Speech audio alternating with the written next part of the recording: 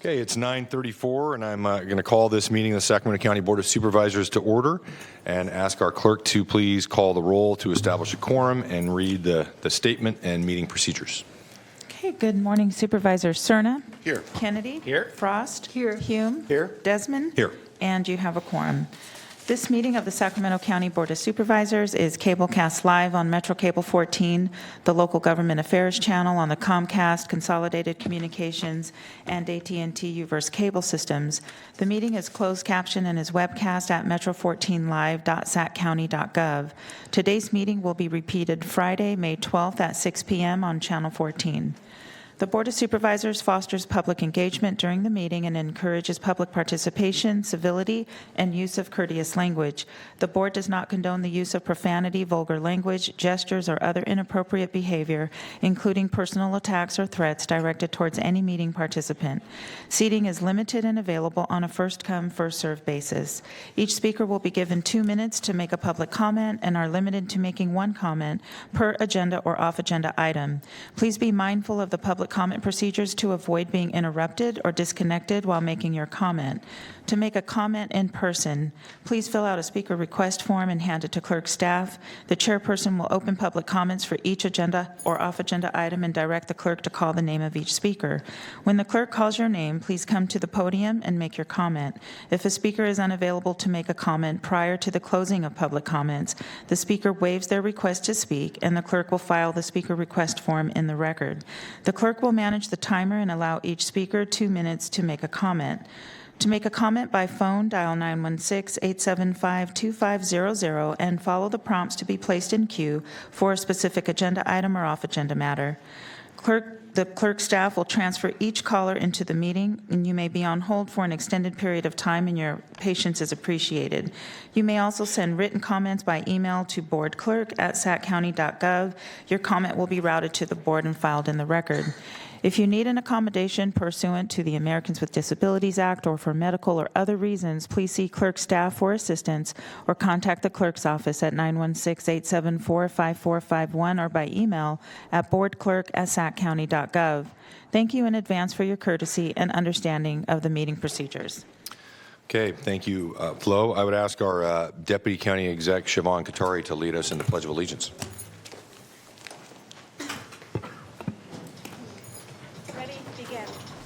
I pledge allegiance to the flag of the United States of America and to the republic for which it stands, one nation, under God, indivisible, with liberty and justice for all. Okay, thank you, and thank you to everybody here in Chambers. We're going to start with our off-agenda public comments, and I thank you. I appreciate your assistance as we try to work through having an agenda that starts with some off-agenda public comment in the morning. Hopefully we can get through that within 30 minutes, but if we can't, and there are still folks in Chambers that would like to make public comment, just keep in mind we will do the remainder of the in-person public comment as well as phone public comment at the end. So I appreciate you working with me and working with us as we try to work through this. I think it's important to be able to do some off-agenda comment in the beginning, and hopefully we can get through it all, but certainly don't want to deprive anybody of a chance to address the board on an off-agenda public comment item. So with that, I will turn to our clerk, and we will start with the off-agenda for 30 minutes. Sorry, I'm just having a little bit of technical difficulty. Ms. Woolley?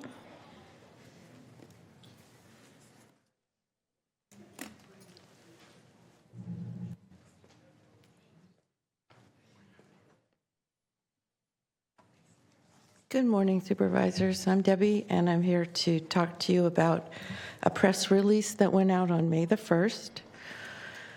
The Sacramento Taxpayers Association would like to have more of a advocacy relationship with you and be a liaison with the board. So we wanted to let you know what we're up to. On April 13th, the Sacramento Tax Association claims and refuted the bogus claims of the League of California Cities. There is a agenda. On the There are millions of people have signed up for the TPA, which is going to be on the ballot, and the League of California Cities is saying that it's bogus and that it's not good. So the SACTAX would like to say that the Californians are overtaxed. This is a referendum for us to not have so many taxes. We would like to say that the League of California Cities is not giving good information in their press release, and we would like to say no. So I'm a little nervous this morning. Can I put this out? I've got 43 seconds left. Yes.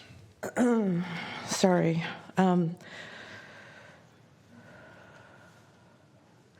Citizens' rights have been eroded by recent activist courts which have tried to weaken Prop 13 protections, and in several instances, developers have taken advantage of the Upland Court decision loophole to use taxpayer dollars for their own self-interest. The TPA is a qualified initiative for the November 24 ballot, and over 1 million citizen signatures have been signed calling for it to be adopted to protect Prop 13 and override local attempts to raise Ms. Woolley, taxes can you and wrap up your fees. comments, please? Okay, thank you so much for your time. And Debbie, make sure you send copies of that to the board members of the clerk's office. She'll Okay, distribute it. thank you.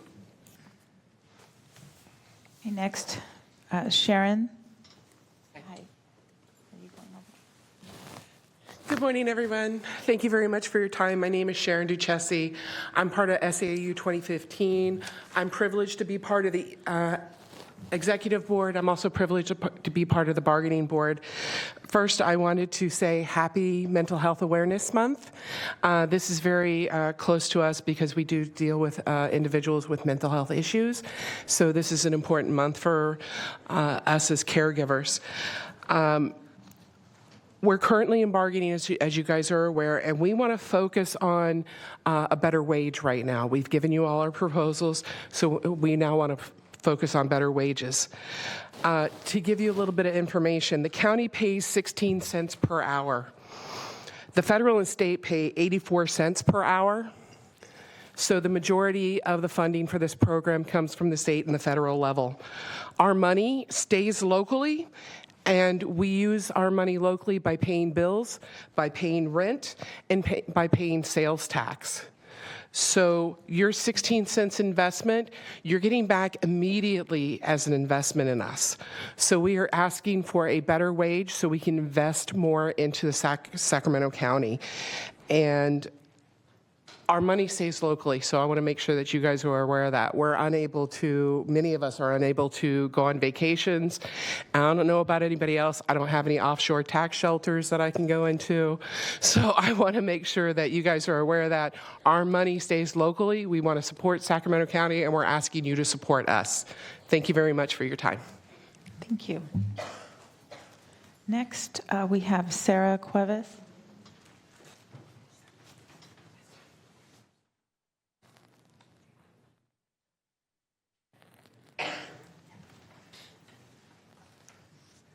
Muy buenos días y gracias por su tiempo. Hi, I'm going to be translating for Sara Cueva. She's going to read her speech in Spanish, and I'll translate in English. So she said, hi, thank you for having me here. Good morning.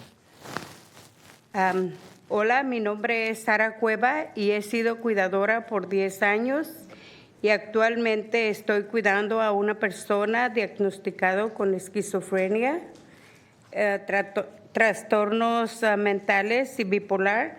También está adicto a drogas. So she's been can you hear me? All right.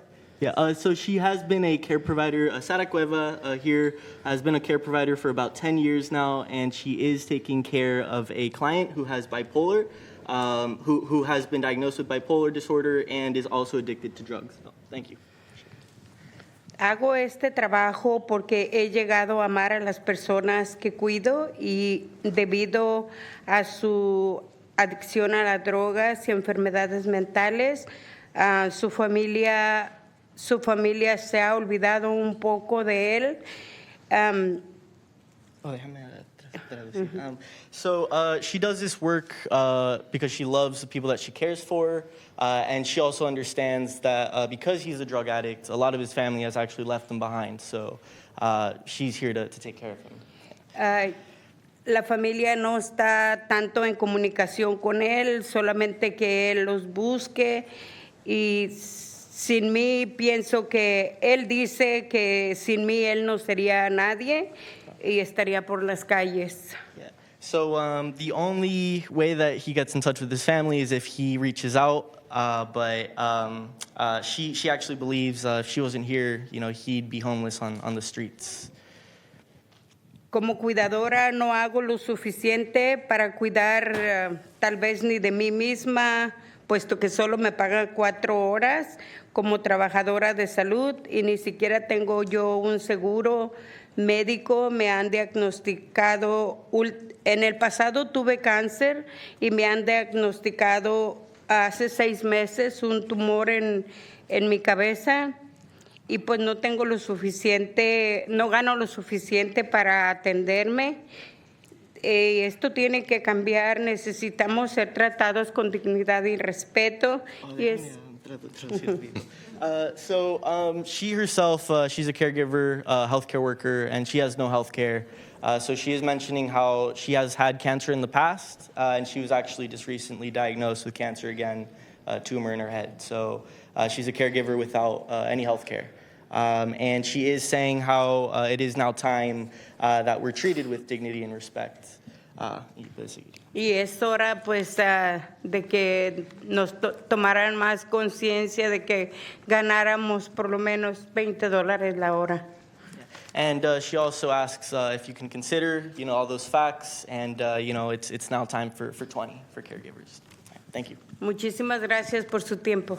Thanks for your time. Thank you.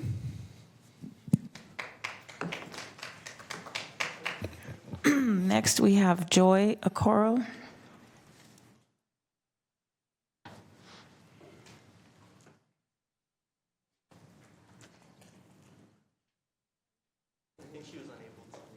Okay, thank you. We now have Brooke.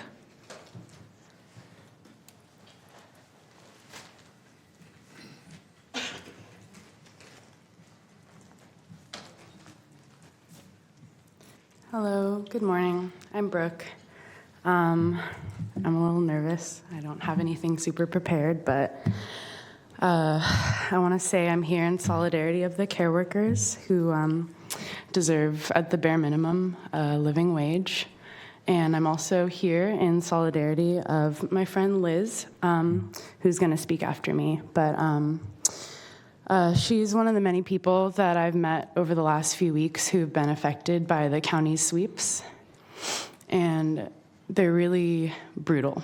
I've seen people get ticketed over and over again and moved over and over again and have everything destroyed over and over again. I've seen county rangers, smash disabled people's faces into the ground and arrest them.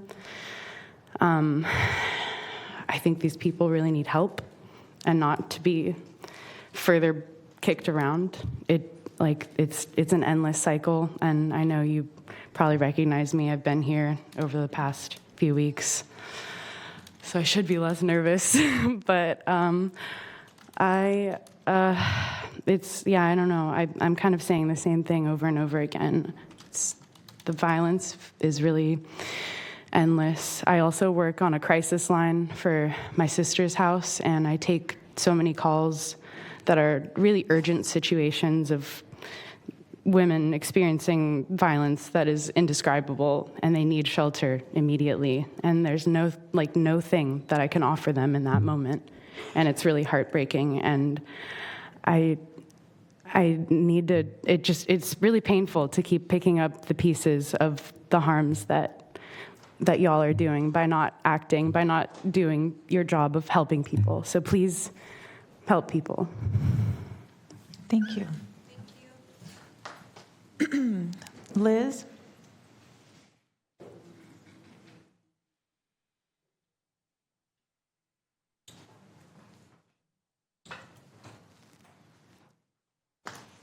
Hi, my name's Liz. I don't know if you guys remember me from last year. I was here with Gunner, and you guys were talking about how, I don't know, like Brooke just said, sweeps and stuff like that.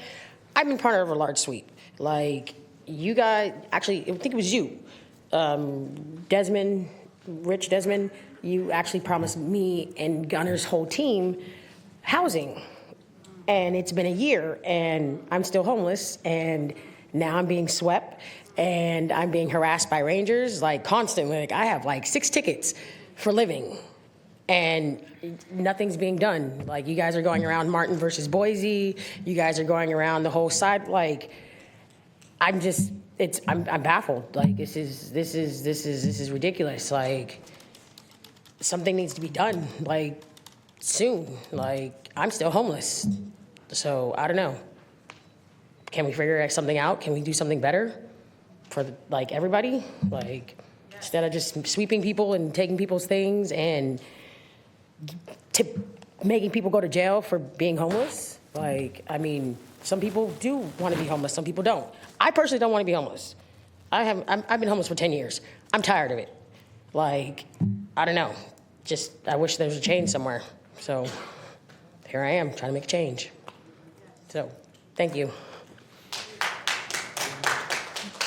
Thank you, and thank you, Liz. And I would just say this is off agenda, so we can't get into a conversation about this, but please reach out to any of our offices to have a further discussion about this and your concerns and your needs. Mr. Chair, we have one caller. Okay, James, if you could transfer the caller, please. Hi, caller. Please start with your comments. You have 2 minutes. Thank you. My name is Lee Miller, coordinator for Residents Against Illegal Fireworks in Sacramento. I would like to express our gratitude to Eric Jones for his invaluable assistance in advancing the illegal fireworks enforcement plan. His support has been crucial this year for its progress. About this time last year, our organization, the county executive staff, TNT, and nonprofits selling state-approved fireworks worked together to develop and adopt an illegal fireworks social host ordinance. Our hopes were high for its success and impact on the illegal fireworks in the unincorporated county. With the late passage of the ordinance, SSO and Metro Fire could not implement a plan last year. I am concerned that we have not received satisfactory answers to questions about this year's enforcement plan and fear it will once again fail and meet expectations. Our short list. This year, sheriff's deputies will cover the unincorporated areas, but only one patrol car will be in the South Sacramento County. It's unclear whether these patrols will be regular or dedicated. In the past, the sheriffs have used marked cars contrary to common sense and alert violators to their presence. Unfortunately, there has been no clarity on the using of marked or unmarked vehicles. Metro Fire and Sheriff's Department agree to report violations of the social host ordinance to the county to county code enforcement. Despite that, there doesn't seem to be a protocol or an MOU documenting the violations. I respectfully request that the Board of Supervisors ask the Sheriff and Metro Fire to present their enforcement plan as soon as possible to determine whether it meets expectations. Also, I request that the two agencies report back to the Board in late August or early September with the outcomes and challenges of their plan. Thank you for your attention and cooperation, and I'll see you on the 23rd. Thank you, Ms. Miller. Okay, that concludes your public comments for off agenda. Okay, thank you. We'll move on to our consent calendar. Okay, for your consent matters, items 2 through 56, I do have a couple of notes for you. For item 12, you're introducing an ordinance to change the definition of a quorum for the Equal Employment Opportunity Advisory Committee by amending Chapter 2.27.070 of the Sacramento County Code. You'll waive full reading and continue to June 13th for adoption. Item 29, you're introducing an ordinance amending Chapter 6.20 of the Sacramento County Code relating to solid waste management. You're waiving full reading and continuing to May 23rd, 2023 for adoption. And then for item 40, you're introducing an ordinance amending Chapter 6.99.445 of the Sacramento County Code to update the collection of Environmental Management Department regulatory fees, waiving full reading and continuing to May 23rd for adoption. And that concludes my notes, the clerk's notes. Okay, thank you. And so should we first take a motion on continuing these 3 items then? No, we can do that when you take the whole Okay, balance. Yep. great. Okay, then I will, next I will turn to my colleagues to see if there are any questions or comments about any of the consent items. Okay, seeing no. Oh, sorry, Supervisor Hume. I apologize. I do have a question on item 38. Just more of a comment, really. On item 38, okay, let me get to that one really quick. Item 38 is the authorization to execute a revenue agreement with the City of Ileton for the provision of law enforcement services for the period of July 1 through June 30th of 2024. Yeah, so having spoken with folks down in Ileton and the Delta generally, there's just a dearth of law enforcement down there. And my predecessor would say somewhat tongue-in-cheek that we ought to contract with ourselves because he saw how the sheriffs would staff up the contracted cities relative to our coverage in the unincorporated area. And so I would just like to ask, if we can reach out to either the sheriff or the undersheriff and explore some possibilities of how we can take this money that is being put on the table by the City of Ileton to increase some level of visibility down in the Delta, even if it's not sworn officers, something that puts some people down there to be able to take reports or to perform tasks that aren't necessarily a threat to life or public safety. But I just see that if we have revenue coming in, that we ought to be doing something. And I know that Ileton would be willing to, parlay what they're putting into the kitty for the benefit of the Delta as a whole. So whatever we can do, I'd just appreciate something. Thank you. Okay, thank you, Supervisor Hume.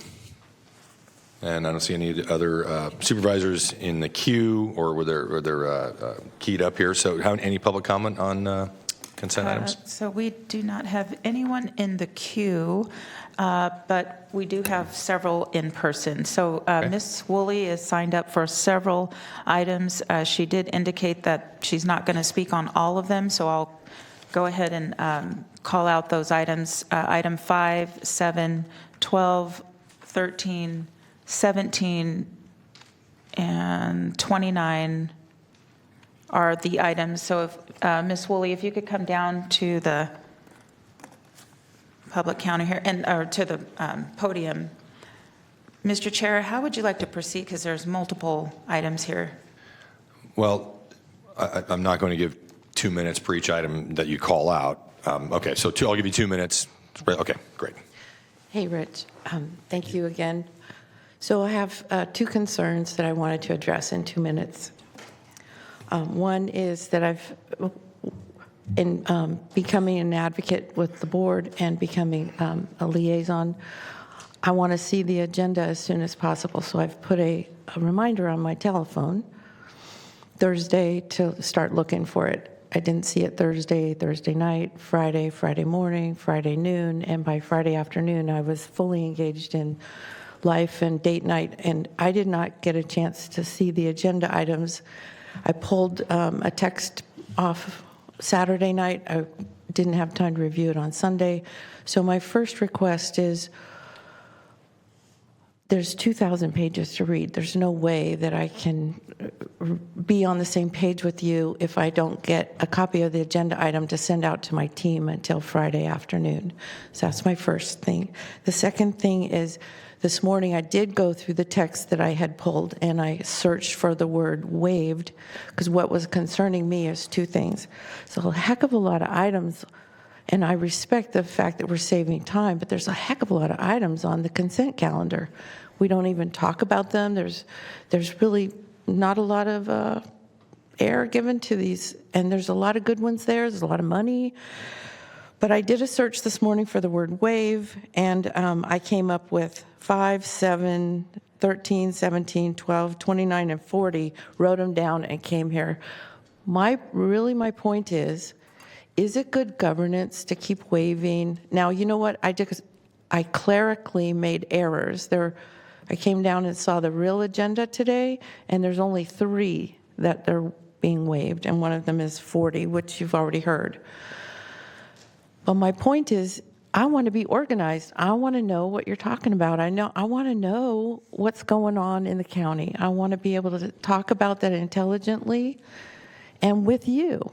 And it's a concern to me that we're waiving these on the first reading. Yes, we have been truncating the time for public comment. We've been truncating the time from, forever in the morning to only 30 minutes. And now we can do it. I see that you need to be efficient and effective. But in order for me to be efficient and effective, I would like your cooperation with those More time. requests. Okay. Thank you, Rich. Thank you, Debbie, and let me, and thank you. I know your comments are really related to several items because of kind of how they appear on the agenda. So, a question I had. This has come up a lot in the past in terms of the agenda, getting the agenda out earlier, so the public does have a more of a meaningful opportunity to review it and make contact with us. Certainly, with respect to consent items, so we can maybe raise some of these concerns during our briefing. So. I was told we used to be able to get that agenda out Thursday mornings, which would be a little more time. Thursday afternoon. Okay. But that is always a concern. I mean, that certainly does affect the public's ability to really review, evaluate the agenda, and make contact with their, representatives prior to the meeting. So that is our aspiration, to get it done Thursday afternoon, and so you have that material available to you. But thank you, Debbie. I appreciate your comments. Thank you. Oh, okay. Sorry about that. You're in charge. You're in charge, So Flo. in tuned. For item 23, we have Ms. Brooke has several items as well. So it looks like we're doing 2 minutes for the consent calendar. So that she's on 23, 36, 37, and 39. Ms. Brooke? Okay. So she has left. We'll just make sure that it gets noted in the record. Okay. And she, on the record, she's neutral for all items. Okay? Okay. And that's it. So we'll go ahead and close the public comments, and I'm going to double check the phone queue. Yeah, we'll go ahead and close all the public comments. Okay.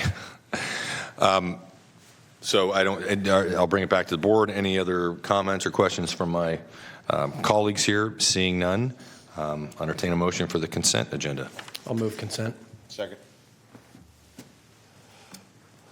Unanimous vote. Okay.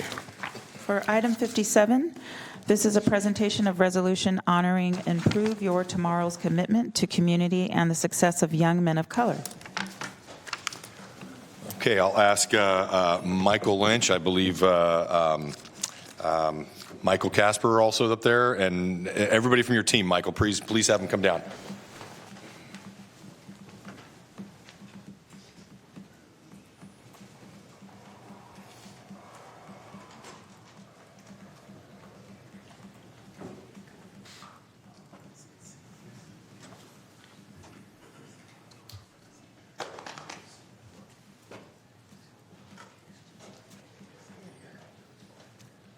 So let me preface this with I'm very upset that my intern Emmanuel is not here with you, so who interned in my office. I'm just really thrilled to be able to give you this presentation. I got to know Michael Lynch over the past couple of years and got a little more familiar with what you're doing with Improve Your Tomorrow, and was just really blown away at the benefits that you bring to young men of color in our region and throughout the state. So let me read a few prepared comments, and then I will turn it over to you, Michael, to say a few words, and then ask my colleagues if they have anything to say. So Improve Your Tomorrow was founded in 2013 by Michael Lynch and Michael Casper to serve the increasing number of young men of color, or to help increasing number of young men of color attend and graduate from colleges and universities. I had the pleasure, I just alluded to this, of having an intern in my office last year, Emmanuel, and he was just terrific. And I hope we get another intern. As a matter of fact, I hope my colleagues all will take advantage of an opportunity possibly to get an intern in their office. Your program has expanded to not only serve Sacramento County, but also serve young men all across Northern California. Improve Your Tomorrow launched a 1300 campaign targeting Sacramento County communities impacted by race-based disparities in education, health, economic conditions, and violence, with the goal of dramatically increasing college enrollment for young men of color through systemic policy change. IYT has 3,700 members and 63 sites across 7 counties, with more than 500 men sent to college since 2015. I honor IYT for its commitment to the community and the success of young men of color. I express my gratitude to the founders, Michael and Michael, for their vision, motivation, and for being a source of inspiration and transformation for so many lives throughout Sacramento County and California. So thank you, and on behalf of the Board of Supervisors, I'm honoring you today for the work of Improve Your Tomorrow and to show our support for your efforts. So, Michael, with that, I'll turn it over to you. Appreciate. Well, look, there's 2 Michaels as the co-founders. I'm definitely the better looking Michael.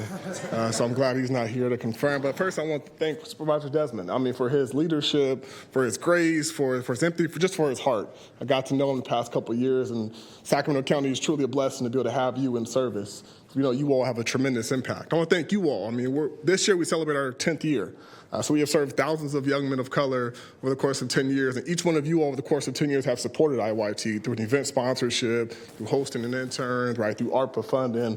The work that we do is really based in community. And I'm a product of that community. I went to Valley High School in South Sac.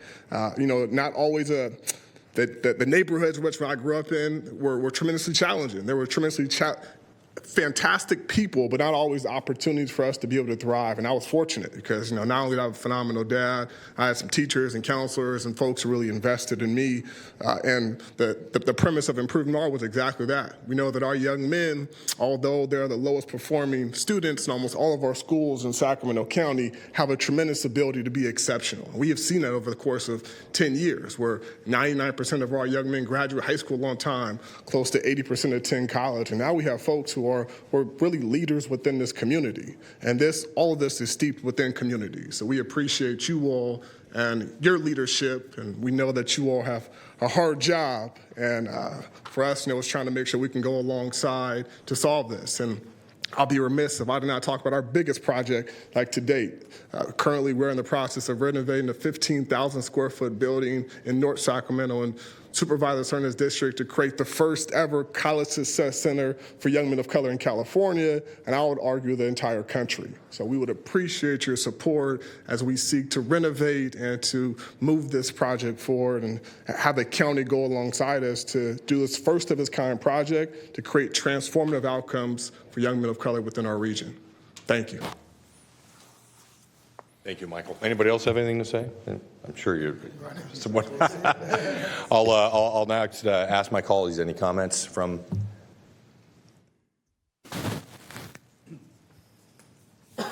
I'll jump in. Not a lot more to add, other than, Michael, I've watched your work over the years. I think Don Natoli dragged me to my first IYT event, and I was blown away then and have been ever since. As a former school board member, I saw up close firsthand how there's so many people in our community, particularly in our communities of color, where kids, and particularly young men, they don't grow up, like a lot of us did. With a lot of us, it wasn't, am I going to go to college? It's which college am I going to go to? But, in certain communities, many communities in, our county, people never hear that. They're never told you're going to college. They don't have that expectations. You build that expectations and you deliver. So thank you all for the work that you do. We appreciate it in South Sacramento, especially. And I'll just pile on by first proclaiming some bragging rights, as Michael alluded to, in terms of their ambitious capital campaign and intention to have that 15,000 square foot building located in the first supervisorial district. But much more important than the facilities is the people involved with Improve Your Tomorrow. So I just want to express my gratitude for everything you do for the people that we have the good fortune of serving. I consider it a partnership, as we do with so many other great organizations that do good work, especially in the space of making sure that regardless of where you start in life, that doesn't necessarily mean that's where you're going to finish life.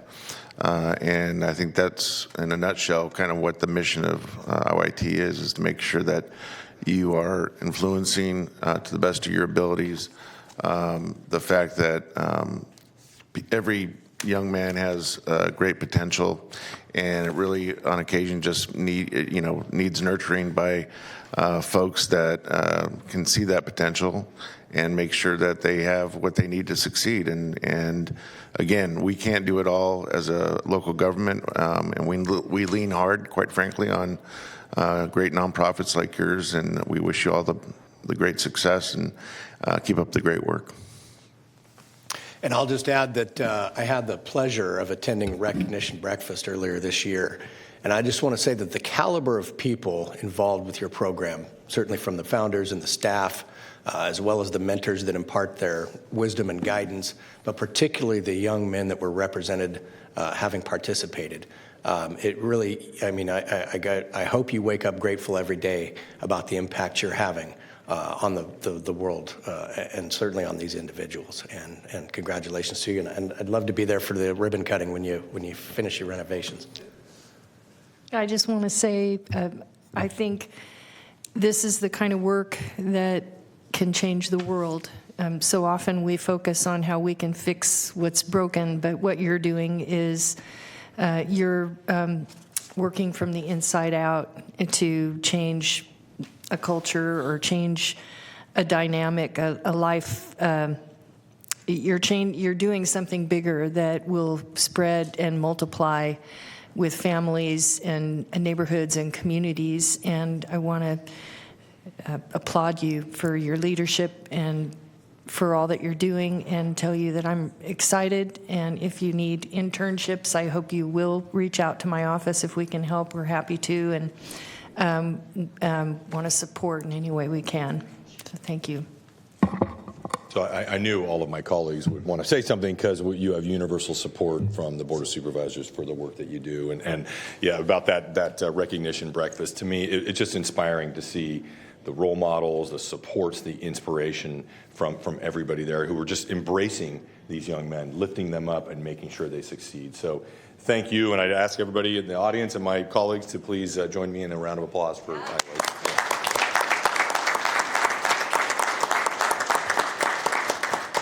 Then I'd ask for maybe we do a photo in front of the dais.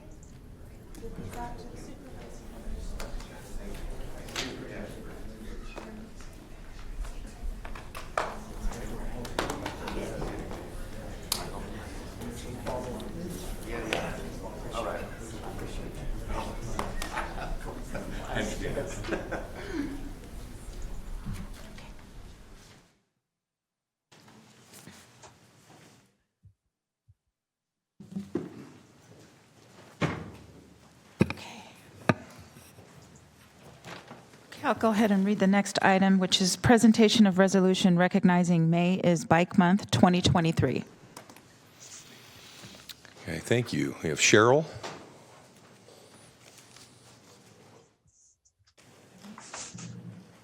Good morning. Good morning. My name is Cheryl Crozier, and I'm the executive director of both the Sacramento Transportation Management Association as well as the 50 Corridor Transportation Management Association.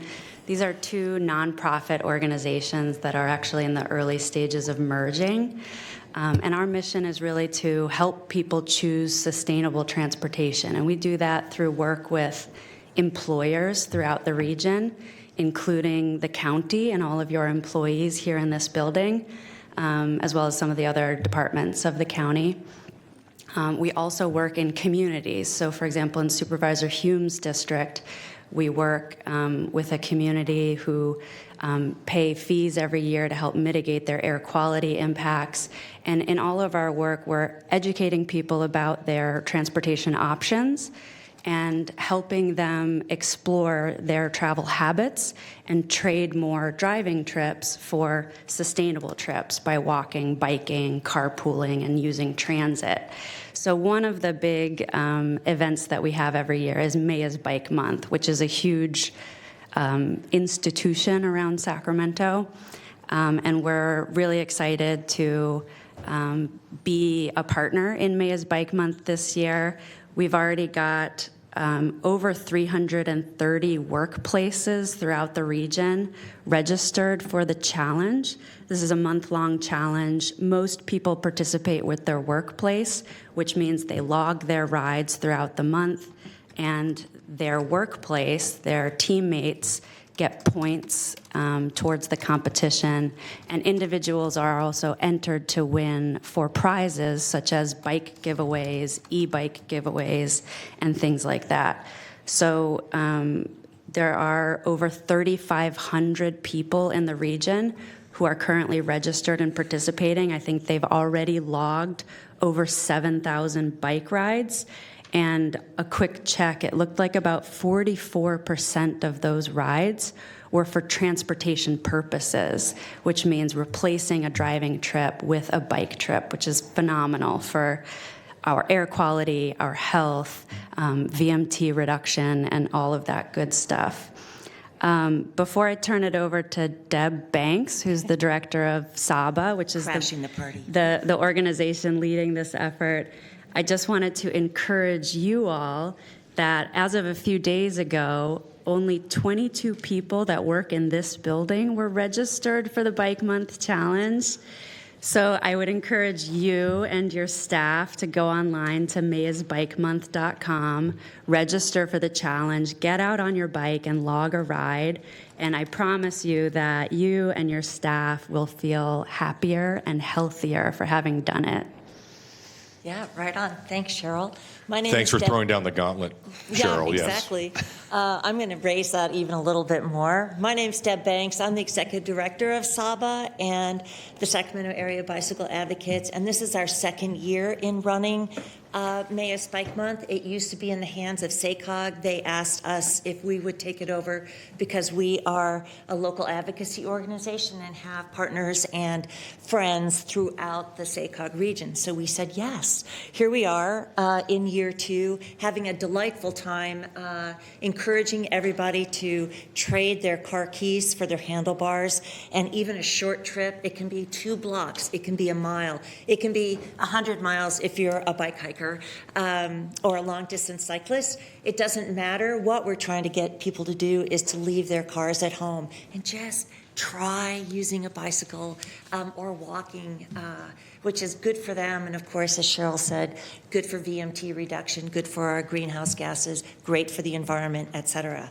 So City of Sacramento has a number more than 22 on their team. So I'm just going to sweeten the pot a little bit and encourage you all to get it together and join this fun month. Supervisor Kennedy, I was with you last year when we were up on the levee with SACOG. It was cold, and you rode your bike there and back. So I encourage all of you guys to get on your bikes and bring a friend, bring your kids, and join Maya's Bike Month. We have activities going on all month long. We had a big kickoff in West Sacramento. We have got big week going on for Maya's Bike Week, which is next week. And then we've got a man named Eric Cedeno, who is known as the Bicycle Nomad, coming into town. This man's very amazing. He retraces history by bicycle. So he retraces the history of the Underground Railroad. So he started riding his bicycle at the slave auction block in the plaza in New Orleans and rode his bicycle all the way to Ohio, staying in places that were known safe houses on the Underground Railroad. That's incredibly impressive. Not to just be done with that. He then is retracing the steps of the Buffalo Soldiers, rode his bike from Missoula, Montana, down to St. Louis, Missouri, bringing to life the history of the trek that these people have done. Pretty amazing. He's coming to Sacramento on the 19th, and that's great. And then at the very end of the month, we're closing down Del Paso Boulevard for an open streets festival called Bikes on the Boulevard, which is what we have a nickname of Saclavia versus Ciclavia, which is the open streets festival that happens down in Bogota. So we encourage you guys to come on out, participate in all the great activities that we've got going on, and join us for Maya's Bike Month. Thank you, Deb and Cheryl, for being here. And certainly you know which buttons to press, because this body does not like to play second fiddle to the city of Sacramento in any way, shape, or form. So I appreciate that. And do you have any information you could send to our offices so we can push this out on our social media platforms and to our email list? Would be really helpful. I'll turn it over to my colleagues to see if are there any comments. I don't see any public comment on this item. We do not. Let me just double check. We do not have any public comments. Okay, and I'll just, we don't have the resolution, a formal copy of it here to present, but just the resolution at the end of the result, be it resolved at the end, is that the County of Sacramento, State of California, is hereby pleased to support this worthwhile endeavor to foster a healthier community through all the benefits of bicycling, and therefore joins with others throughout our state and nation by proclaiming May as Bike Month in the County of Sacramento. With that, thank you very much for being here today in your presentation and for all of your advocacy. Thank you so much. Thanks. Okay. Our next item is the presentation of resolution recognizing May 2023 as Lyme Awareness Month. And is Melissa? Okay, I'll join you at the podium.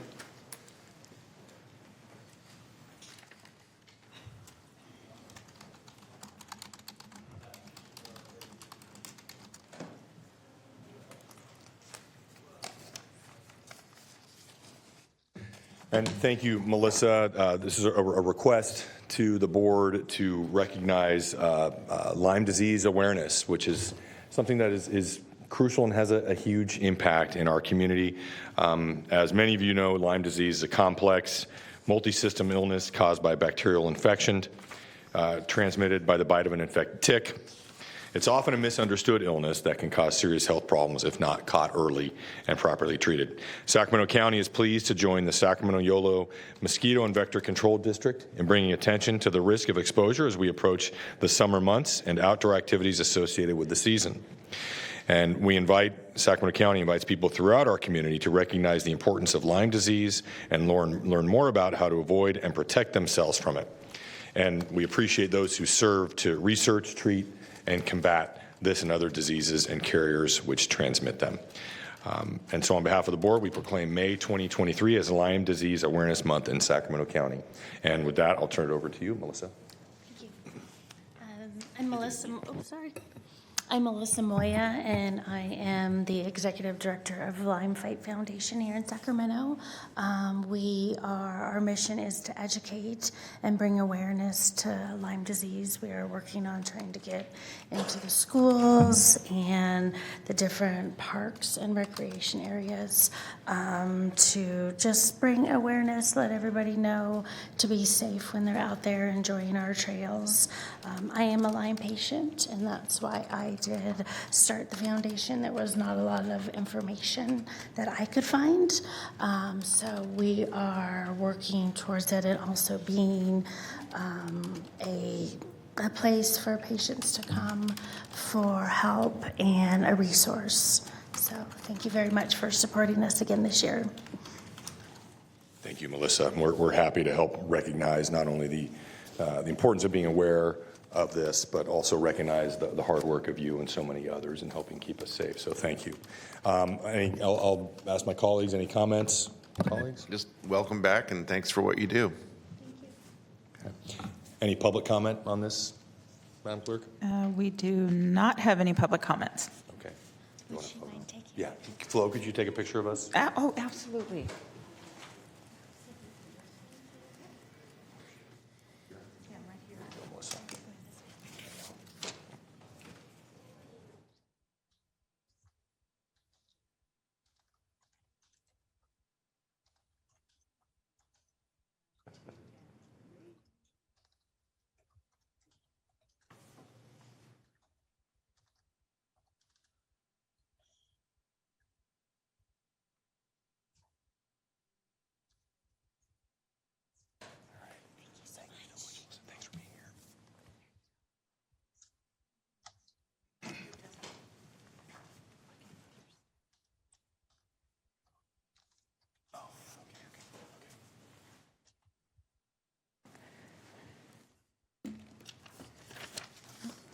Okay. So for our next item 60, that is the presentation of resolution recognizing May 2023 as Mental Health Awareness Month. Morning, Dr. Quist. Good morning. Good morning, Chair and members. Ryan Quist, Behavioral Health Director. Every year, May, we get excited because it's another opportunity for us to talk about mental health and the important work we do as well as the people that we serve. So we appreciate that the Board of Supervisors is supporting Mental Health Awareness Month through this resolution. In any given year, roughly 1 in 5 individuals will experience a diagnosable mental illness during their lifetime, but research shows that that only 1/3 of those individuals will seek professional help, primarily due to the stigma and discrimination surrounding mental health. So launched in 2012, Behavioral Health's MHSA, Mental Health Services Act funded and community-supported multimedia project called Mental Illness, It's Not Always What You Think. Project aims to increase awareness about mental health and wellness, reduce stigma and discrimination associated with mental illness, and inspire hope and recovery.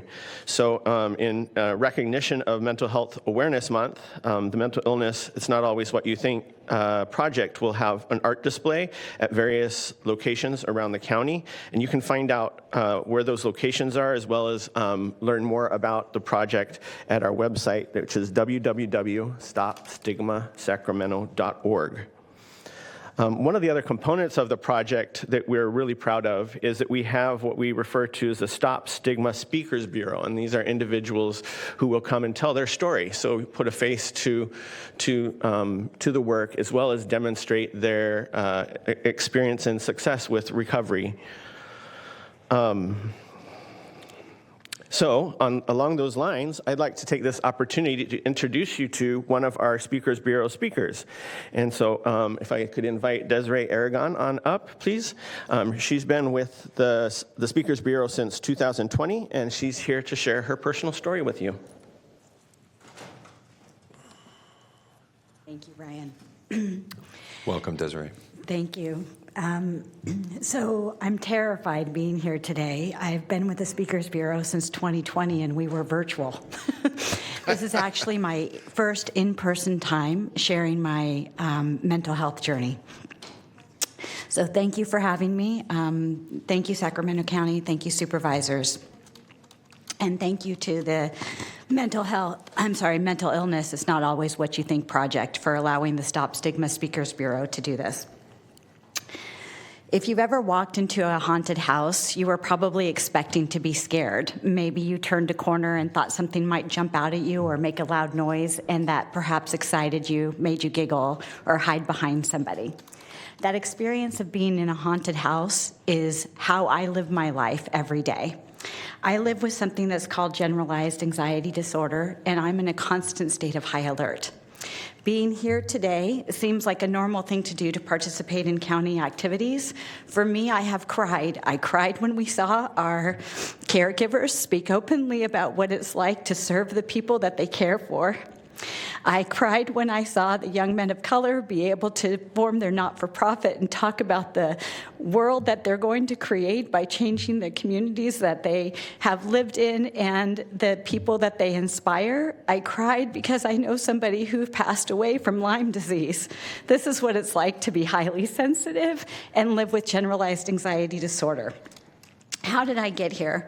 I grew up in a home where it was generations of undiagnosed anxiety, so we didn't know we had it. My mom didn't know she had it. Her mother had it. Her mother's mother had it, but they never knew.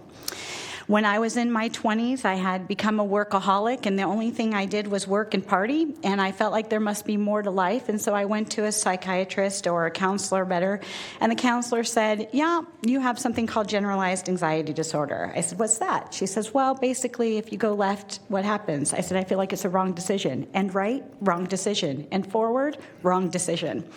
And in that time, I realized that it didn't matter what I was doing. I always felt like I was going to be bad or wrong.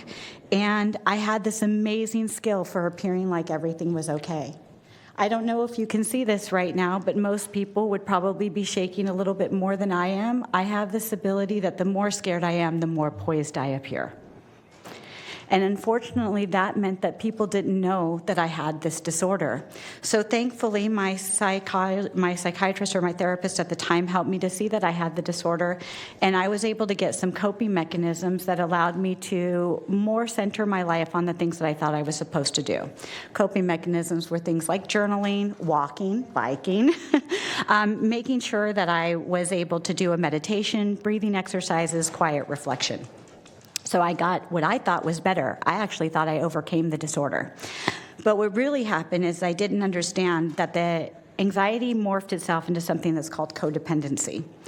And I didn't understand that actually every decision I was making for my spouse and my children were based on everything that they needed. I also became an executive, and during that time, I was focusing on everything that my workforce needed. I was very good at my job, but I really sucked at taking care of myself. So eventually that codependency morphed itself into something called major depressive disorder. My doctor suggested that I might have depressive disorder, and I denied it, stating that no, it was just a difficult time. I went back to the doctor again for something else, and the doctor said, are you sure? I said, oh, I'm sure. This is because of stigma. I did not understand what depression looked like. I did not think I qualified for depression. I didn't identify with depression because people don't talk about it openly. And so I denied it to my doctor because I didn't know what my doctor was seeing that made my doctor suspect depression. I denied it. I kept trying to go forward. My life fell apart. My marriage fell apart. My work that I loved my work, and I couldn't do it anymore. And I came to a place where I finally had to admit that I needed help. I was placed through Kaiser into an outpatient program, and the outpatient program led me to a psychiatrist who said, listen, you have a problem. You use a ton of I think statements. You don't need any more coping skills. What you need to understand is that your marriage and your childhood left you unable to express your own feelings. This state of anxiety, the way that I protected myself was by becoming so poised, I lost the ability to show people that I had feelings underneath. Could I emote for you? Yes. When you were emoting, I could emote. I could not emote for me. So what I had to learn is I had to learn how to do that. Well, my doctor prescribed antidepressants.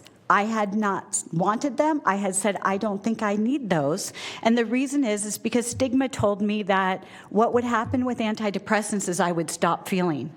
And because I loved my emotions with other people and considered them a superpower outwardly, I was scared that I wouldn't be able to feel anymore. I was wrong. I was given antidepressants, and what it taught me how to do was not only have the feelings that I have for others, but it taught me how to have feelings for myself. Today I stand before you as somebody who actually has learned how to ask questions like somebody asks me to do something like, will you present to Sacramento County's Board of Supervisors? And I stop and I check in with myself and I say, well, how does that feel? Is it something I can do? And maybe it's something I might want to do, but maybe today I can't do it. It just so happens when this request came in, I was able to stand before you. I'm grateful that I can stand here and I can tell you that I still use my coping mechanisms, journaling, walking, breathing. I also have added these emotional techniques of being able to ask myself, what am I feeling in this moment? What do I need? What will this decision do in the long term for me? And now, where in the past, the generalized anxiety disorder diagnosis that I got when I was in my 20s represented the deepest part of myself where I felt shame, today, I love that part of me. That part of me that cried all through this morning's presentations is the part of me that I say is getting my attention to show me what matters, to show me that I have real feelings, and that I can give attention to things that are important to me. For the first time in my life, I'm not hiding any parts of me. What's happening inside of my mind is now something I willingly share with the outside world. It means I have to be vulnerable and imperfect and sometimes broken, and I think that that's what makes me whole and real and amazing. And I thank God for the Stop Stigma Mental Illness is Not What You Think project, because what I learned is my thinking was the problem. And now I have the safe space to feel and to share with you what I feel, thanks to being a part of the Stop Stigma Speakers Bureau. Thank you so much for supporting mental health and supporting all of us on the journey of stopping stigma and communicating that mental illness is not always what we think.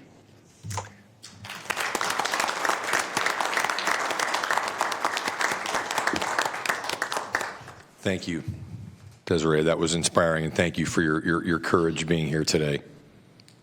And thank you for being so willing to share your vulnerability and your success at being able to do what you do. We would like to ask if, for the purposes of our campaign, if we could do some photos. Absolutely. Thank you.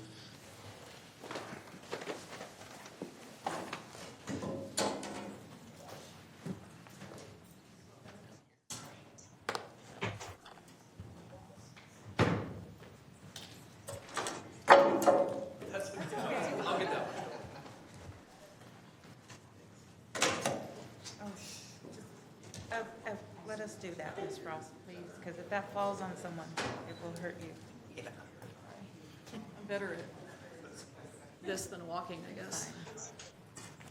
Can I just grab a couple of pictures with Absolutely. my phone so I can get them for them for their social media?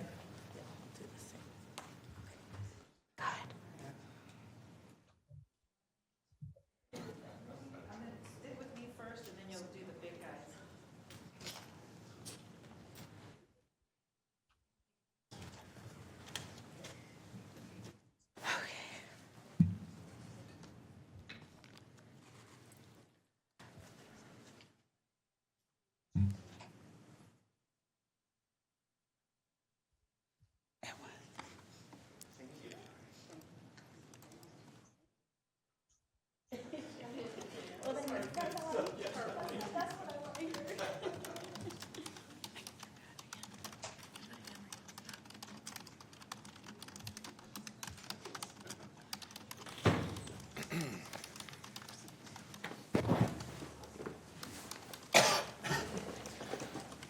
Okay, well, we did the photo first, but now I'll turn it over to my colleagues, see if there are any comments about this item.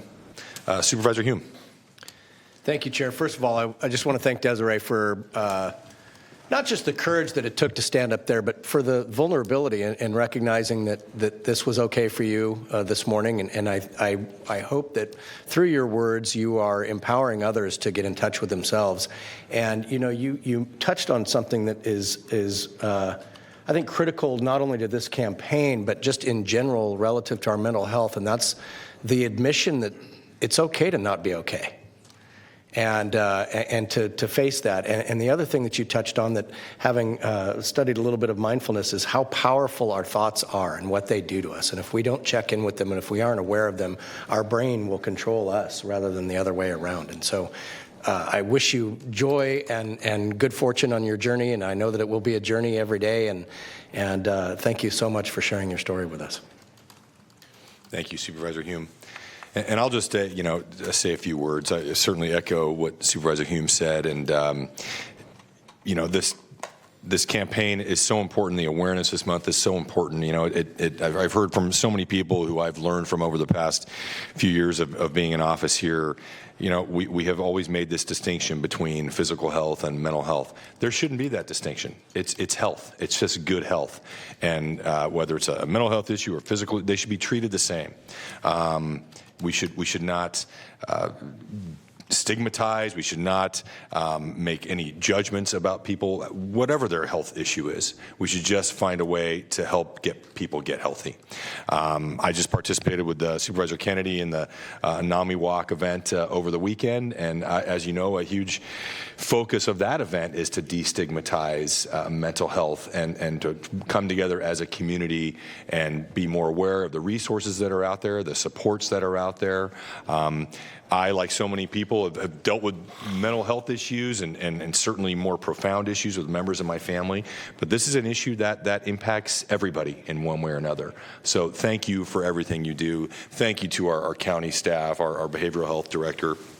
Appreciate you so much in your efforts, Ryan, and your efforts, educating me about things we're doing in Sacramento County and what the need is. Supervisor Kennedy. Thank you, Chair. Just real briefly, I don't have much to add to your eloquent words, other than I do want to say for those that are listening and those that are in chambers today, I want to thank our staff for the participation in the NAMI Walk. Supervisor Desmond and I challenged each other, and we committed district resources, but what really blew me away was our staff and how everybody stepped up. And for those that participated in the walk and some that couldn't but still sent in checks. We raised over $3,000 just from the Board of Supervisors and executive staff and the clerk of the board staff, and we barely tried, and that's phenomenal. So to our staff, I want to say thank you. That's an important commitment that we continue to make, not just from a budgetary standpoint, but from a personal standpoint, and y'all stepped up in a big way. Thank you. Thank you, Supervisor Kennedy. Do we have any public comment? We didn't. Let's double check. We do not have any public comments. Okay. Then we will move on to item 61. Yes, item 61 is the Behavioral Health Youth Advisory Board Policy Brief, Mental Health Resource Accessibility and Sustainability.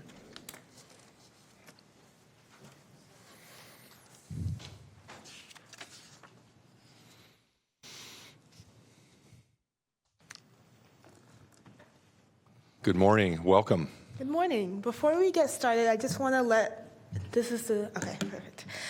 Good morning, honorable supervisors, and thank you so much for your presence today as we explain our recommendations, especially during Mental Awareness Month. And could you, real quick, maybe do an introduction? Are you Savannah? Yes. Okay. Yes, sir. We're going to do introductions briefly. So these are the table of contents. This is what we're going to be going over today. And we shall start with our introductions. So good morning, I'm Jordan Katapu. I'm a vice chair of the Behavioral Health Youth Advisory Board, echoing the values of my community. Taking my lived experience of chronic homelessness, mental health battles, and state-sanctioned interpersonal violence into stride, it's with great intention that I've set out to cultivate community and belonging for youth. An advocate for African youth in Folsom Cordova Unified, and after-school program staff member with a focus on building and maintaining healthy relationships, restorative justice practices, and centering student voice. Good morning. My name is Savannah Carmew, and I am the board chair of the Behavioral Health Youth Advisory Board. Reaching out to impact youth both physically and mentally has always been a great passion of mine, and I did it through my organization before joining this board.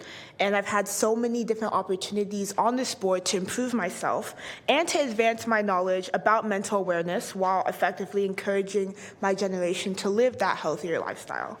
Most of my life, I've been brought up in a low-income neighborhood that hasn't had the best mental health support that the government could provide, and mental health isn't really taken seriously in those spaces that youth need. So hopefully this policy brief can bring us in that direction and refocus the attention on communities that don't have access to the plentiful resources that Sacramento has to offer, but isn't really accessible for them. Hi there, my name is Natanya Karat. I'm a secretary and District 4 representative on this board. And a little bit about why I'm here today is because mental and behavioral health has always been a passion of mine. I've personally had my own shared experiences with it, but what makes me so excited about this field of public health is how we can look at it from a different societal to historical standpoint. And I'm also a pretty big fan of public speaking. I'm really thankful to have gotten the opportunity to collaborate with UN-level organizations such as Girl Up and the Learning Planet community. And I'm just very excited to have this opportunity to advocate at a local policy level.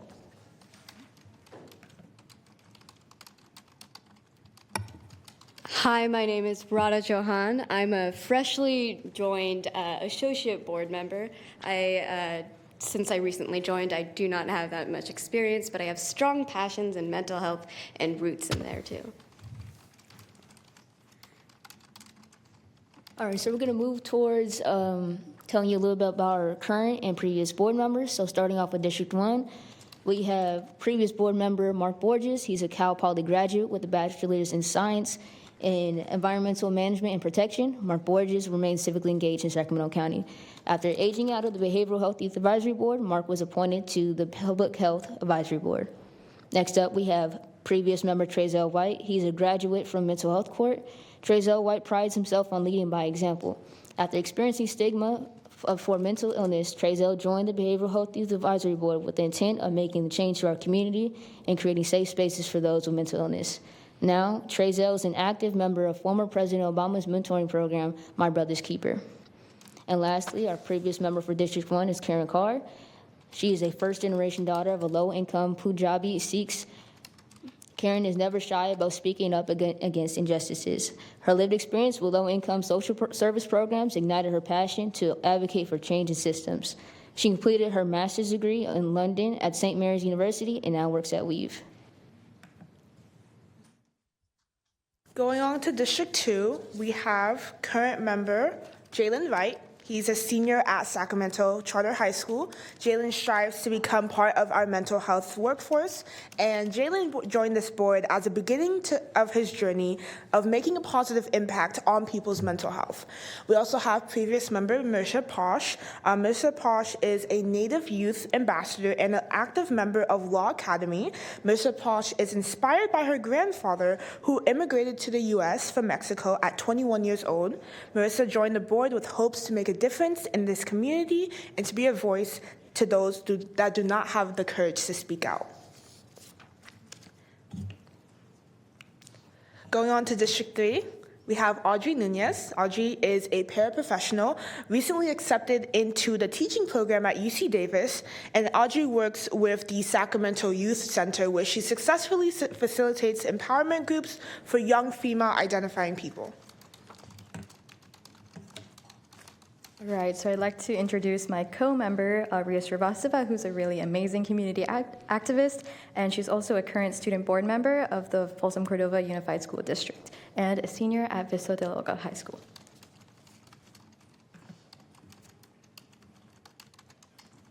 And lastly, alongside myself in District 5, we have previous member Madison Nguyen. She is a developer of school campus wellness centers. Maddie Nguyen dedicated her high school years to mental health advocacy and awareness. Her support to her fellow peers was imperative during COVID. Maddie resigned from the Behavioral Health Youth Advisory Board when she left for undergrad at UC Irvine. Now we'll get into more of our timeline highlights. Our board officially began convening in October 2021, and since then we have focused our efforts on learning from the community as well as the varying sectors that support youth. We have also participated in many collaborative efforts advancing youth. Following an extensive debriefing on the Behavioral Health Department and their service continuum, Superintendent Dave Gordon informed us of the current initiatives and goals that SCOE intended on implementing. We attended many children's system of care committees, which developed the school-based mental health report and enlightened us on the citywide survey content, which we were able to refer back to when researching for our own recommendations. Our board also then wrote a letter of support, standing in unison for the belief that mental health must be prioritized in the school system. Conversations with the county peer advocates provided context to youth lifestyles many board members do not encounter or have lived experience with. This was an indicator that even with the vast diversity of the lived experience that you just heard from our board, it was imperative that we conduct extensive research before developing these policy recommendations. The multi-year student mental health and wellness program is such a beautiful symbolism of breaking barriers between sectors that serve youth. However, as we followed the development and listening sessions of this plan, we recognized that our board was often the only youth voice at the table. This plan is very admirable, which is why we advocated for the Glenn Price Group facilitators to host a youth-only listening session. Another collaborative effort that we engaged in was the development and the outreach of a mental health survey for youth. East Bay Asian Youth Center, EBC, and our board gathered well over 1,200 different surveys, allowing for statistical significance. The results of the survey were debriefed during a conference hosted at Sacramento State. This survey reached youth communities we did not feel our lived experience aligned with, allowing us to gain even more insight to other youth.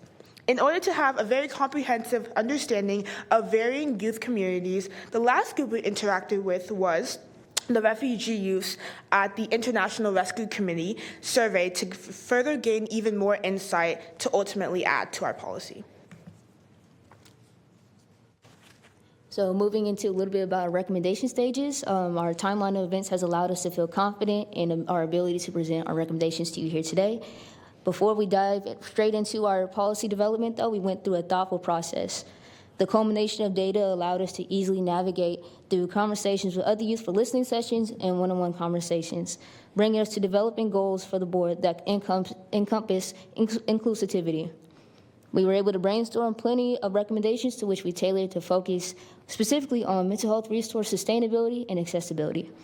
As our recommendations became a policy brief, we engaged our adult ally group to offer insight and advice regarding our findings. This allowed us to fine-tune information and send it out into the community for support. All right, now I'd like to go on to introduce our goals as a board. So as you all are already aware of, mental health has become an increasingly hot topic following the pandemic, and our job is to ensure that that isn't a fad. Youth in Sacramento are now more than ever in need of mental health prevention and intervention, and we believe that the county should be the ones who advertise and provide these resources. In the initial phases of our brainstorming, we developed the following goals, which are: first, we want to provide resources and support for youth to access professional mental health services. We hope to create a safe environment, both physically and emotionally, that honors culture and community. We aim to promote equity, justice, and accountability with a focus of directing resources towards youth with the most need, and we wish to empower families to engage in their children's mental health.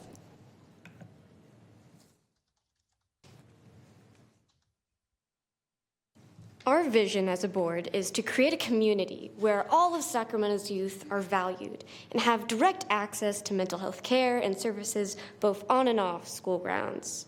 This policy brief is just an example of why we've all joined this board. The insights that we've received from our supporters from the past year and a half, and the research that we've put lots of time into systemic and sustainable structures, ensures that Sacramento's youth have proper, accessible mental health resources, and that Sacramento's youth are valued and have direct access to mental health care both on and off school grounds. In our time together, we have decided that there are two overarching mental health needs to be addressed: resource accessibility and sustainability. We are confident that Sacramento has several mental health resources, and we've received so many presentations on county, school district, and CBO services. But as a board, it struck us how there were seemingly so many resources available that we hadn't seen advertised in the places that we frequently stayed in as youth. So we decided that advertising to increase youth access to resources is something that we really wanted to focus on. Another thing that we've learned in the past year is that Sacramento is well known for breaking barriers in regards to access to mental health. While it's great that we're breaking down these barriers, it's quite disheartening that we still feel the need to celebrate the achievement of a basic human right that should already be universally accessible. This is why we're advocating for both accessibility and sustainability, in hopes that this policy brief cements that basic human right. While we would like to preface that our board is a behavioral health board, meaning our advice encompasses both mental health and substance misuse, you'll notice that our policy recommendations do not directly address substance misuse. However, in advocating for support for mental health sustainability and accessibility, we want it to be acknowledged that these actions are indirect alcohol and drug prevention. The Mental Health Board believes that we should be commended for putting forward such pertinent recommendations that are evidence-based and practical. They have the potential to be highly effective in creating significant improvement in our students' lives.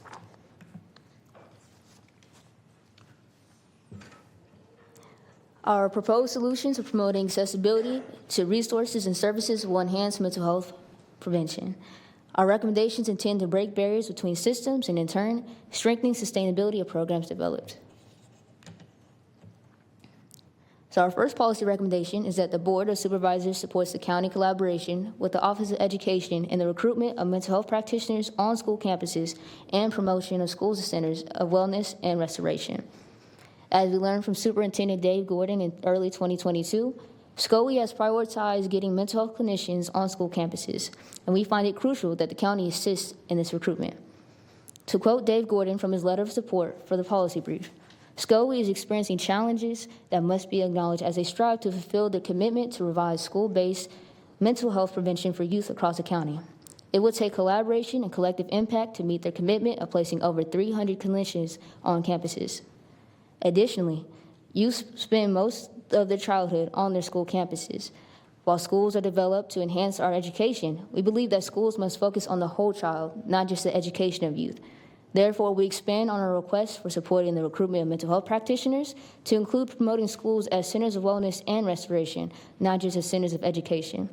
And truth is, as much as we don't want it to be this way, harm is being done to and perpetuated by youth on and off school campuses. Youth are experiencing harm as a direct result of systemic exclusion and inequities.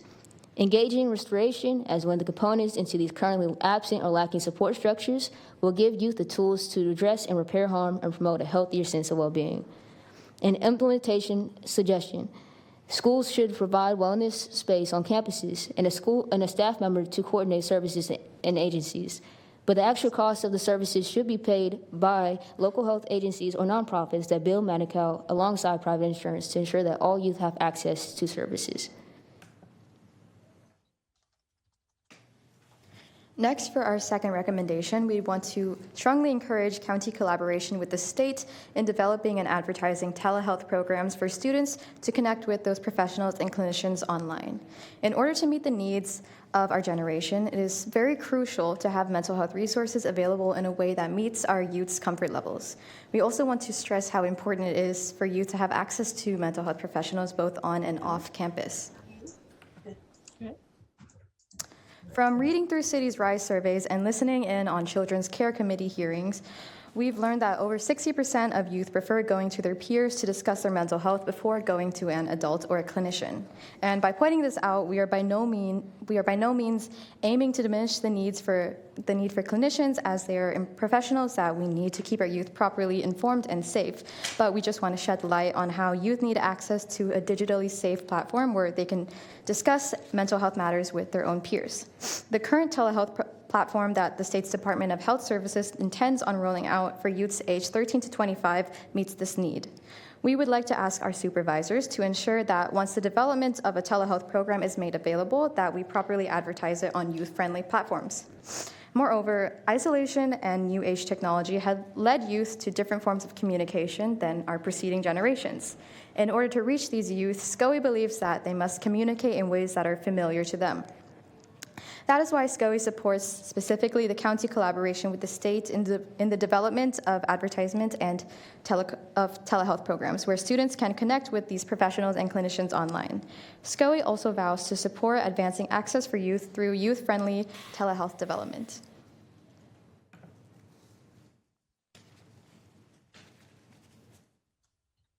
Our third recommendation is that the supervisors engage the county to collaborate with the Office of Education on providing mental health and harm reduction resources for school staff, parents, and students to educate them on symptoms of and help them with mental problems. In other words, in wanting to focus on the whole child, we must also focus on the whole family or the whole community. We understand that the youth are facing many adversities and that those adverse childhood experiences take a toll on a person's physical and mental health. In order to sustainably combat these experiences, these adversities, we need to educate the entire support system surrounding a youth. Now, on some campuses across the county, mental health providers are working alone or in small groups to support a student body of over 1,500 students. The county must prioritize in providing youth with a support system of trusted adults. Educating our community as a whole will ensure that mental health prevention becomes normalized and habitual.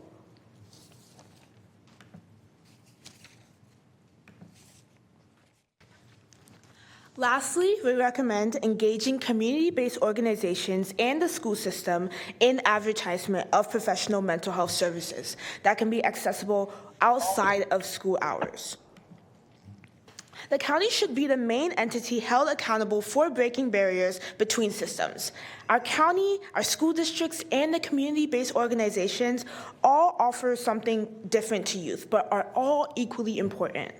We hope to see these three systems collaborate in advertising resources to ensure accessibility to all youth. Mental health prevention is as successful as it is accessible. We need to provide our youth with the ability to interact with resources at any given time. Mr. Gordon firmly believes that the recommendations in this policy brief have the capacity to create remarkable changes in students. These initiatives align with the mission and the interests of SCOE, and Mr. Gordon continues to support our partnership to operationalize them. Many of the points presented in the Behavioral Health Youth Advisory Board's policy brief, according to the Mental Health Board, are aligned with the recommendations approved by the Mental Health Board in February of 2022, titled Improving School-Based Mental Health Services in Sacramento County, that focused on improving student mental health service accessibility. It was recommended that SCOE and the Sacramento County Department of Behavioral Health Services accelerate its Centers of Wellness program to increase mental health services in these schools. The BHS and the county mental health providers deliver information on platforms utilized by youth such as Instagram and TikTok to ensure that its messaging is youth-friendly. Those were all of our recommendations today. We want to thank you again for your time this morning. We'd also like to thank the Children's System of Care Subcommittee for dedicating time and effort into developing a very thoughtful letter of support for our board's policy brief. And we'd like to thank the Mental Health Board for the unanimous support shown for our policy brief. And we'd also like to thank Supervisor Patrick Kennedy for getting the ball rolling and supporting us in instating this board.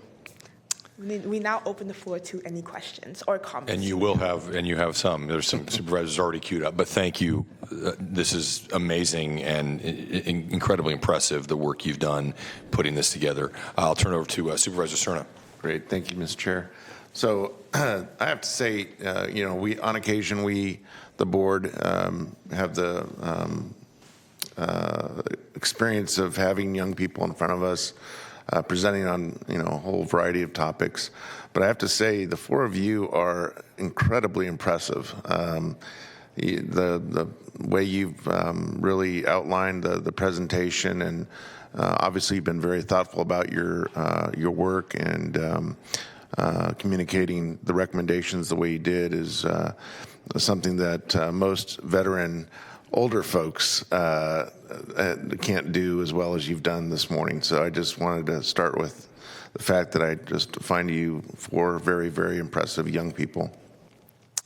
I also have the opportunity to work alongside Superintendent Gordon. You've mentioned him multiple times in your presentation, and I can tell you that working together on the First Five Commission the way we do, he oftentimes boasts about the great work that you're doing and the fact that the concept of partnering between the county and our school districts in terms of providing mental health services and resources within our schools is something that he's extremely proud of too. So I feel I can go out on a bit of a limb and speak for him a bit about it because he's obviously very proud of that. And so are we. And I can't thank you enough for, again, your service and your commitment to such an important topic. I think you've no doubt seen this morning with the previous presentations on this being Mental Health Awareness Month, that we can't just think of mental health in terms of the adult population, but it is something that we strive to enhance and provide resources for across the whole spectrum of age groups. And so you've very clearly articulated, I think, how we're doing that extremely well here in Sacramento County, again, due to your strong commitment. Thank you. Thank you, Supervisor Cerna. Supervisor Kennedy. Thank you very much, Chair. And I got to tell you, goosebumps here. You know, when we started talking about this, and I want to thank also and give credit and a shout out to SCOE board member Bina Lefkowitz, who we kind of came up with this idea one day. And the reason was the phrase kept coming into my head. You know, if you're not doing it with me, you're doing it to me. And there was no voice for youth that was really being heard from on this subject. Yet there's a lot of passion, as we can see here today, and I see on school campuses all the time, for this subject. So, you know, right now I'm like a proud father. My wife would probably point out more like a proud grandfather. But you know, the work that you're doing, I remember being told when we were formulating the commission or the board, and somebody actually said to me, you know, what do kids know about these issues? I hope that person, as misguided as that judgment was back then, is watching this today, because we can all learn a lot from you. We do learn a lot from you, so thank you for doing what you do and keep it up. Thank you. Thank you. Supervisor Frost. Well, I'm so impressed. I first want to thank you for your leadership, and I want to say I'm a little bit surprised because you show you have the ability to almost create a business model. I mean, the way you approached the dilemma and the problem and the research that you did and the information that you sought from many different sources, the fact that you not only were reaching out to your peers, but reaching out to adults to, you know, just gain wisdom. I'm just overwhelmed at what your contribution, and it gives you more credibility with me because I feel that you have really done the research and done the work, and that your analysis is complete. So I want to congratulate you and thank you for your leadership and for your help, because your board is in the advisory capacity, and you give us a different perspective that is really important. So thank you. Thank you, Supervisor Frost. Supervisor Hume. Thank you, Chair. I won't take up too much of your time because I know you need to get back to whatever C-suite jobs you hold down. So, but seriously, I don't know that the world is prepared for you to be unleashed on it, and I'm so happy that you will be as you go forward in your careers and in your lives. And I am so thankful, as has been mentioned, that you came forward with tangible action items and an awareness of not only the issues and the challenges that you face, but the partnership and the collaboration that needs to happen. And I had a meeting with my old friend Dave Gordon as well, and he is so impassioned about his program to try and get mental health clinicians on every school campus. And he recognizes the enormity of that task. And it's kind of like the story of the man that's throwing starfish back into the ocean when the whole beach is covered with them. And the other person says, how can you help all these starfish? And he picks one up and throws it back in and says, I just helped that one. And so it's a series of small steps that lead to great outcomes. You know, you each showed such poise and such clarity in your thinking and in your presentation that I really salute you. And, you know, all of us on this dais grew up in the days before these things. And so when we would face challenges at school, or we would face situations that were not nice, we were able to leave them behind and go home to our friends and to our families and to whatever hobbies. And now your generation has it following them everywhere they go till all hours of the night. And so, as you pointed out in your presentation, the most powerful resource for each other is each other. And so I just commend you for stepping up, for taking this active role, and for pouring yourselves into the health and well-being of us all, really, certainly today and tomorrow and beyond. And so thank you for being here, and thank you for sharing your time with us. Thank you, Supervisor Hume, and I'll just certainly echo the comments of my colleagues, and certainly with respect to the implementation suggestions that you have. I mean, it is remarkable that you are mindful of making recommendations that are practical, something that we can actually carry out. And I will certainly be following up with staff about some of these suggestions. And you've heard today that this board already has a very good relationship, obviously, with the Sacramento County Office of Education. So you've certainly given us a lot to think about it. And your perspective is invaluable, certainly with respect to the access. I think you made a comment about all these resources that are out there, but a lot of times people don't know how to access them. It's very difficult. It gets intimidating, and we see this in a lot of different contexts. So thank you for really calling that out. And Savannah, most importantly, something I think you neglected to mention is that you are the appointee from District 3, my district. So I have bragging rights for that. So, do we have any public comment on this, Madam Clerk? We do not have any public comments. Okay. Well, this is an information item for us today. So, Savannah, did you have any closing thoughts? Yes, before we go, we just wanted to know if it was possible if we could take a picture. Absolutely. Why stop now?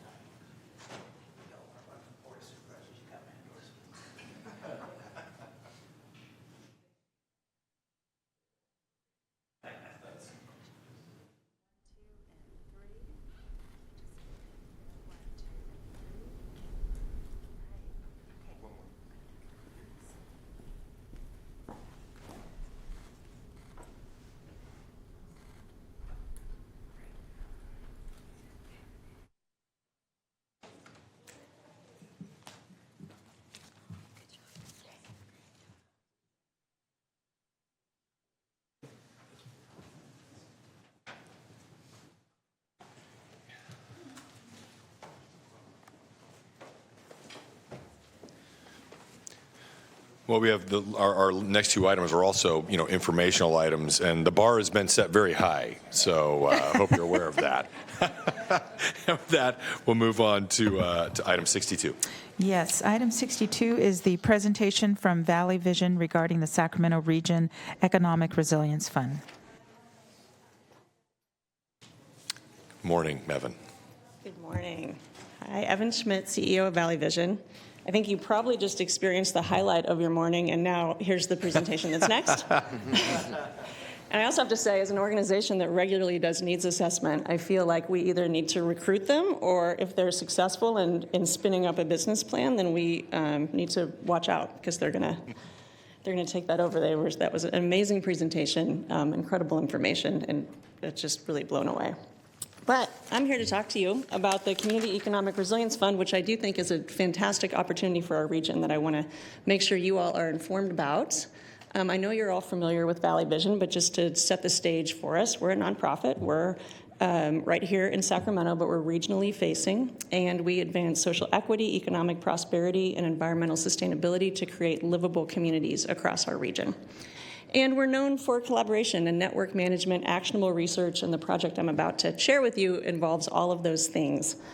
We also manage our region's prosperity strategy. This is our federally designated comprehensive economic development strategy.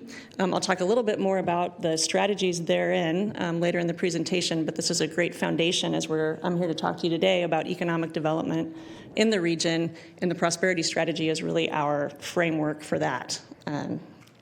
So we'll get into that. So the Community Economic Resilience Fund, this is a one-time fund from the state of California.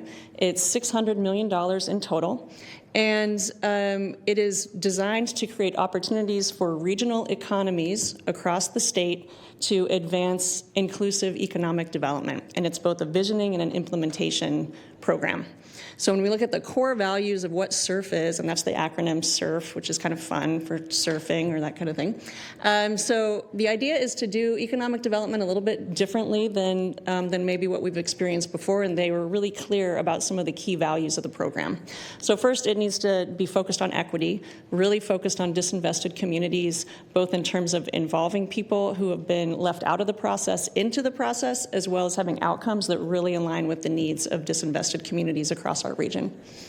This program is really geared towards job quality and access, so very much focused on creating jobs, but they have to be high-quality jobs. There's a look at how are we going to transition to a low-carbon economy across California, and so that's a particular focus of this program as well, is really looking at those opportunities that advance our low-carbon economy. Economic competitive and diversification. So this is an opportunity to look at our high growth sectors and really think about how we're creating jobs that are accessible to all within those sectors. And then finally, economic resilience and recovery. This program came about after the pandemic, really thinking about how do we help create a platform for recovery in an equitable way as we move forward from where we are today.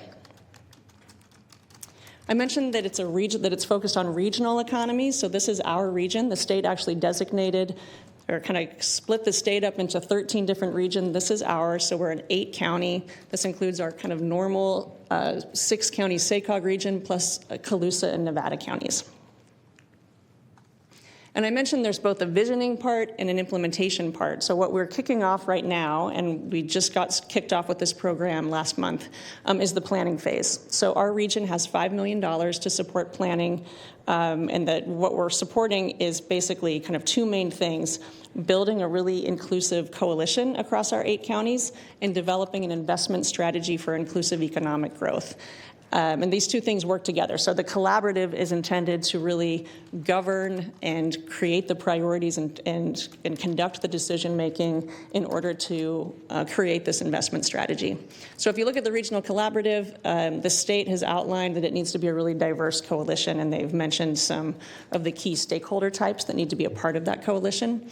And then by the end of our 15-month period, so we're wrapping up in August 2024, the planning phase, we need to have our regional economic plan. And that's where we really get the opportunity to flesh out what projects, what priorities, what programs do we want to advance in this region to support those values that I just went through in the last slide. And this planning phase connects to an implementation phase. So the state has upwards of $500 million to support the priorities of regions across the state. And that's one of the things that makes this a unique program. It's not just make a plan and then figure out how to do it.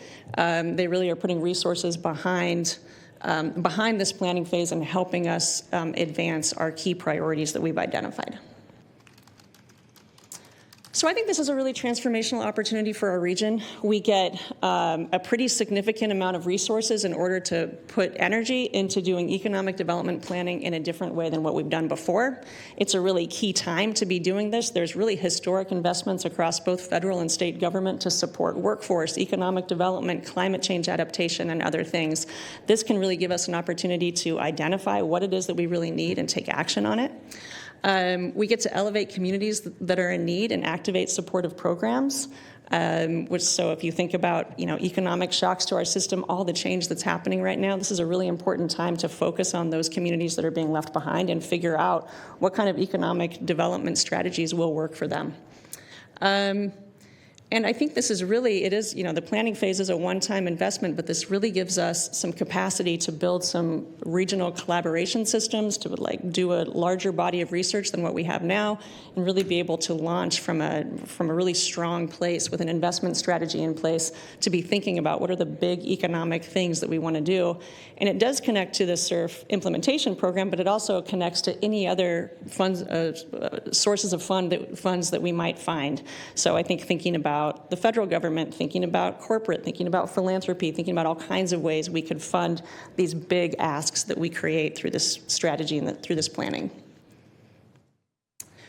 And as we think about our 8 counties, and particularly here in Sacramento County, we want to make sure that it's really relevant to the strategies and priorities that are already going on throughout the county. So I want to note that the last economic strategy for Sacramento County expired in 2017. This is a really great opportunity to leverage the SURF process in order to feed into those strategies and help advance that work. So some ways that could happen, first of all, is through this work of identifying economic priorities. I'm going to talk a little bit more about the organizational structure, but one thing we're going to do is bring together kind of sub-geographies, so like smaller parts of our region to do planning and really surface priorities. So that could help support Sacramento County's goals. We're going to be doing a lot of research. In fact, we're just getting kicked off with that. That includes a SWOT analysis, labor market analysis, industry cluster analysis, climate adaptation analysis, public health, all kinds of stuff that the state's asking for that we can really use to benefit any county plans that need that. And then finally, a big piece of the planning phase is also community engagement. So as we're doing community engagement about these economic strategies, we can really align with Sacramento County and be thinking about what are the ways that the county wants to engage and what kind of questions do you want to ask and what kind of groups do you want to engage about your priorities. So we're not starting from scratch. We already have a lot of economic strategies that are very alive and well, and this articulates some of them. These are the core strategies from the prosperity strategy, and there's 3 main high growth sectors that have been identified already through that strategy, and that includes food and agriculture, health and life sciences, and then future mobility. And so these are 3 really opportunity areas for us to lean into right from the get-go and think about what are some ways that we can really operationalize strategies across our region that really focus on those who need it most when we're thinking about economic growth in these sectors. There's also, within these core strategies, a deep dive on workforce. So what kind of workforce ecosystem do we need to build? It's creating a business-friendly environment. And I think when you think about entrepreneurialism and small business, that all falls within that framework. And then also thinking about our infrastructure investments. And we've been in close connection with SACOG as they're working through their blueprint process, but really thinking about how do we organize transportation, broadband, other infrastructure around our economic drivers in the region. So when we think about specific challenges to Sacramento County, although I think some of these are more general as well, workforce skills gaps, economic disparities, lack of access to capital and need for technical assistance for companies, all of these challenges can be met with some of the strategies and some of the work that we're planning on doing through SURF. So I think there's a lot of opportunity here to address core needs that we have as a region and as individual counties in that region. So I talked a little bit about how we're going to organize. We are going to start with this sub-regional approach. So one of the first things we want to do is bring these planning tables together around our sub-geographies. We have Sacramento MSA identified as one of those core geographies we want to organize around, and you can see the others, which include Yuba-Sutter, Colusa County as a standalone, Truckee-Tahoe, and then the Sierra Foothills. So There's not a perfect way to slice this pie of 8 counties that are really diverse, but we do want to create some kind of framework where we can really surface local needs and interests and then launch into larger regional strategies from there. And you can kind of see a little bit, this is a depiction of our governance structure, and so that includes a large collaborative of which we currently have well over 100 agencies who have joined on, including Sacramento County, our sub-regional planning tables, a focus on priority communities, including disinvested communities, tribes, non-native English speakers, communities of colors, other priority populations, and then thinking about some of the functional things that we'll need support with, including research, community engagement, capacity building, and technical assistance. So our ask of the Sacramento County is to participate in our coalition, and you're already signed on as a member of our coalition, but to really actively participate and help us surface those economic priorities, help us reach out to stakeholders, help make sure that the right stakeholders from Sacramento County are around the table, and help us kind of communicate as we go through this process. We've listed here some of the Sacramento County Coalition members. I don't think this is fully comprehensive, but we have great representation from Sacramento County. We would love your help if this list looks incomplete to you and you have ideas for us. We're still doing outreach regularly and trying to continue to build this coalition as needed. So our next step, building a strong and cohesive coalition. So again, doing that outreach. Right now, we're just advancing some key research objectives and putting our governance structure together. And we're planning in June to do a more comprehensive launch with the whole coalition and really get down to that priority planning. So I really thank you for your time and attention. Looking forward to doing this work, and I hope we can all really benefit very much from this opportunity in front of us. Thank you, Evan. I'll have some questions and comments. First, I'll turn to Supervisor Hume. Thank you, Chair. First of all, Evan, it was great meeting you on the Cap to Cap trip here recently. And speaking of Cap to Cap, I just want to extend my gratitude to Trish Kelly for the work that she did on the Food and Ag team, really representing a new model for the region. But that's what I wanted to bring to your attention as you solicit other stakeholders is by sector, agriculture is the largest economic driver in Sacramento County, if not that 6-county region that you mentioned, $450 million annually. And I don't see them represented here. And I think that's such an opportunity for checks a lot of those boxes that this program seeks to empower and enhance. And so to any extent I can be a conduit to help bring those stakeholders into the fold, it's a great opportunity for, I know there's some areas within the healthcare field and within the school districts of looking to try and support local agriculture through the Cash in Lieu program and others. And so anything I can do to connect you, I'd look forward to doing that. That would be fantastic. I appreciate that, and I agree that the food and ag sector is really, to me, high priority for this opportunity. So, being connected with additional stakeholders would be fantastic. Great, thank you. Yeah. Thank you, Supervisor Hume. And a couple questions I had for you, Evan. Thank you. And this is, I look forward to hearing regular progress reports about your work, and certainly I'm interested in Sacramento County's involvement in the effort. And disinvested communities. I'll also start rolling that into my presentations I give in a lot of the communities that I represent, that we represent here collectively. A lot of those disinvested communities happen to be unincorporated communities, whether that's in the Delta or South Sac or Arcade or North Highlands area. And can you touched on this a little bit about how you'll get more, kind of focus on geographic or other priority areas. Any thought about that, about how you might be engaging in the planning process, identifying needs in the unincorporated areas specifically? Because these are areas that don't have good representation, right? They haven't historically had a really good voice to advocate for them. Yeah, that's a great point. And we, in terms of our engagement, aren't prioritizing one over the other, whether it's a city or an unincorporated area. But I do acknowledge that's harder to kind of find the right folks and get involved in the right ways. And I definitely recognize that our rural communities and our unincorporated communities are often those kind of underrepresented folks. So I would, really lean on you a little bit to help us think about who are those people that really need to be involved. I know in all of our engagement strategies, we're really thinking about what are the ways that we kind of get out to where people are, get the input that we need, and make sure that's really integrated as we put priorities forward. I also think, through the research that we're doing, making sure that we're not overemphasizing metro areas and finding those data sources from our rural and unincorporated will be really important. So looking forward to continuing to report back, and I want to, really keep our eye on that issue. And I'd love to follow up with you on that specifically. And I think, they're not listed as specific participants, but reaching out to local chambers of commerce, some of these geographical chambers that are in these unincorporated areas that a lot of times they don't have a big footprint, but they're doing really important work, and sometimes they're the only game in town in some of these communities, as well as some of the PBIDs, certainly all over Sacramento County, of course.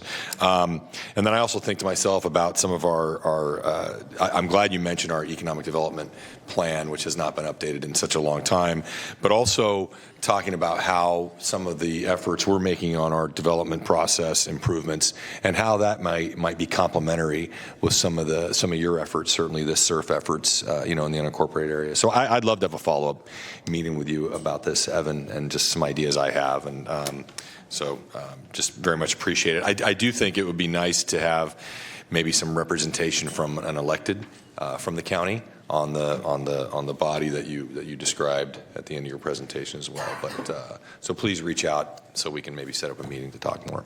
I love that. Thank you. There doesn't look like there's any other supervisors with comments. Any public comment on this, Madam We Clerk? do not have any public comments. Okay. Well, this is an informational item, and Evan, thank you very much for being here, and look forward to continued discussions. And thank you for your work. I do. Thank you so much. Okay. Just make sure we're on time. Okay, item 63 is Senate Bill 823, Division of Juvenile Justice, Realignment in Valley Oak Youth Academy. Good morning, Chief. Good morning, Chair, members of the board. Thank you to Valley Vision for a little space and time from that youth presentation. I was like, oh no, you don't follow kids or animals is, the thing I'm always reminded of, and really impressive. I was listening a little bit out there. I was like, wow, can I take a break? Can we take a break? So anyway, so thank you. Appreciate the opportunity to provide an update regarding Senate Bill 823.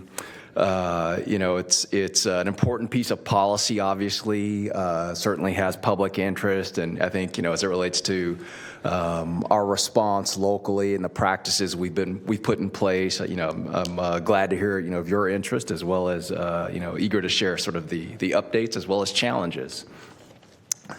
So I'll do a little bit of context as it relates to the bill itself and just what it requires of us and how we've met some of those challenges. So I'll try to avoid reading much of the PowerPoint to you. In the most brief terms, the state has chosen to close its Division of Juvenile Justice. This is a state-run facility that typically would house the most serious youth offenders across the state of California. They're closing their doors literally next month, June 30th. And with that, comes about this concept of realigning that responsibility to counties across the state. Speaking, as it relates to the other probation departments across California, the goal is not to build 58 or 50, because there's only, I think, about 50 juvenile halls, or counties with juvenile halls, I should say, not to reconstitute them locally, but really think through what it is, each county system needs and how best to address what are the complex needs of youth in the system at this juncture. Mr. Chair, if I could interrupt, Chief, real quick. So currently, is it my understanding that there's a singular state facility, or are there many? There's one system. There historically have been 2 or 3 locations. Currently, I believe there's only one still in operation in Stockton. But historically, I want to say in Chino, I think there was also a separate site. There was also, I think, a girls' facility dedicated, obviously, to young women. But those 2 southern California sites, I believe, have already closed, and those youth have been shifted north. And, I don't want to get too far ahead of your presentation, but I suspect you'll tell us what those populations are and how much this is beginning to make me twitch because it feels like 109 all over again, but in a slightly different context. Yes, yeah, it does have a little bit of that feeling, Supervisor. I think you're accurate with your feelings. I have similar feelings and concerns about it. Again, not to get too far ahead, but for, I think, really the work we've done here locally to transform the way our juvenile hall operates, the youth detention facility, how YDF operates, and all of the vast partnerships, whether it be County Office of Education, I saw Director Lutz and Dr. Quist here, our efforts with health and behavioral health, but for those things and the creativity of, the staff and team, like we might not be in such a great position, but, I'm pretty excited and hopeful, just given, again, what we're able to leverage that we can, perhaps have greater success here. So as mentioned, DJJ, Division of Juvenile Justice, is closing. It requires then counties to establish their own secure youth treatment facilities. A big switch for us, which we've already been impacted with, is the extension of the age of jurisdiction within the juvenile court. So previously, we would house youth in our YDF up to age 18. The new laws have now extended that age up to 25, which then creates a whole host of other challenges, if you will, as we think through whether it be diet, education, vocation, connectivity to family, or maybe it's a significant other, a boyfriend, girlfriend. We've had to contemplate and think through, potential of youth at some point maybe asking to be married. And so lots of challenges, and again, shifting really what we were, in my estimation, very good at in terms of running a juvenile facility. It's really shifting to become more of a young men and young women's facility. Excuse me, Chief. Supervisor Serna. Sure. Thank you. So I guess my first reaction is, how do you functionally mix minors and adults? Because forever, that's kind of one of the golden rules you don't do when it comes to these types of systems, correct? Correct. And, it's a huge challenge for us. Not to lament, I think, the construction of Senate Bill 823. I think as it's publicly known, the chiefs were not in support of it. As it was being crafted, the subject matter experts, probation, were really not at the table and not included. And so there are lots of pitfalls or areas, such as what you just point out, Supervisor. One of the biggest being, how do you handle a population of youth, now young adults, just given the limitations of existing juvenile halls across the state. Ours being no exception, it's really been a huge challenge for us, and I'll talk a little bit later about an even more complex piece of this regarding sight and sound separation. And so maybe I'll just jump into it now. I would also imagine that because this legislation is requiring counties to mix minors and adults, that comes with additional costs that we wouldn't otherwise incur if it was just minors. Yeah, absolutely. So with the change in law, it does sort of redefine who is a juvenile, and so we're able to house those individuals who are still under the jurisdiction of the juvenile court together. But that said, I think as a best practice, we recognize, the 25-year-old should probably not be housed with the 13-year-old. And so doing our best to manage that population, their individual respective needs, does complicate things and does lead to, again, trying to ensure both the safety of the youth, safety of the facility, but also supporting each of their unique needs as it relates to rehabilitation. The point I reference as, a huge challenge for us. So with the returning population, youth who are currently at the Division of Juvenile Justice coming back to us in custody, there is a segment of them, and you'll see a slide later, where several of them have committed offenses while in custody. Those cases have been resolved. They've gone through adult court and have been sentenced to prison. And so their prison commitment, sentencing thereof, complicates this work even further, as there's federal law that states, anyone who essentially has touched a juvenile facility, touched an adult facility or adult institution shall not be housed with those who have not. And so for us, again, with that returning population, it's made it very complex. How do we handle these 6 who are coming back to us who've been to prison already? And we're working through that as we speak, working with stakeholders, leadership across California, both the Board of State and Community Corrections, as well as CSAC, specifically California State Association of Counties, and the Juvenile Justice State Advisory Group to work with the federal government around some relief in that area. Because for me, that becomes essentially a unit dedicated all to just those 6 youth who are returning to us. Chief, who was the principal author of this legislation? Great question. I'm not certain. We've toured a lot of folks through our juvenile hall, and there've been a number of people that raise their hands and say, "Oh, I was the chief architect," and then the next week, like, "Oh, I helped write that," and it's like, okay, again, not to get too far off topic, Supervisor, but none of them, in my estimation, are experts in this area. So right. Just kind of like I think that part's clear. Explains why we are where we are. So I referenced the age of jurisdiction shifting upwards and some of the impacts to the facility. Along with this responsibility comes funding, and you've heard me previously state in prior presentations that it's never enough when you hear the words realignment, and I'll talk a little bit about the formula. To help with regards to the local planning efforts, each county has had to establish a Juvenile Justice Coordinating Council subcommittee. We have one that exists, very pleased with it.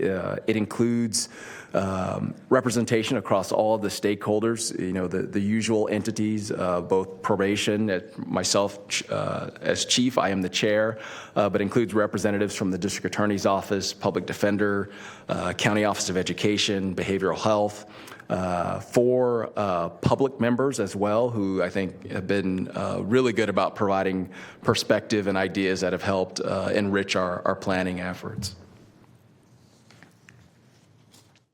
So I referenced the formula, and again, just a little bit here, and you'll see perhaps another pitfall within the legislation. So it takes into account on a proportionate basis, 30% being comprised of the total DJJ commitments for a jurisdiction, 50% the county's proportion of serious and violent crime by youth, and lastly, 20% is made up of the county population ages 10 to 17. And I say there's a bit of a pitfall here because with that first element, the percent of total DJJ commitments, once they've closed their doors, that component essentially goes away. And so the formula will have to be reestablished going forward beyond the 23-24 fiscal year. You also have there a little bit of a grid, if you will. You get a sense of what our proportionate allocation has been.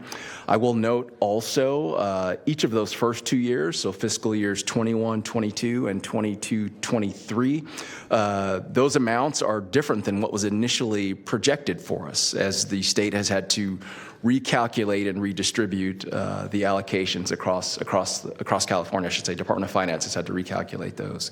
For us, fortunately, our amount has gone up, which is helpful. And so for 23-24, that is the original projected amount that we expect to receive at this point, though should it be recalculated as with the prior 2 fiscal years, that number is likely to go up.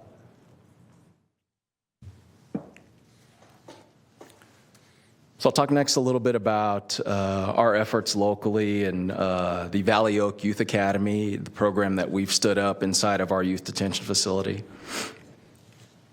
So the program essentially is intended to provide a safe place for youth. We recognize that these are youth, again, at the farthest end of the continuum who have complex needs. The idea is to support positive outcomes within all of the programs that we build and use to address those needs. Within the legislation, there are also some goals that counties are required to address within the planning efforts, I should state. So those being reducing transfers of youth to the adult criminal justice system, reducing racial and ethnic disparities, just recognizing, by and large, all of the youth in the system are black and brown. I think our number is about 85% African American and Latino combined.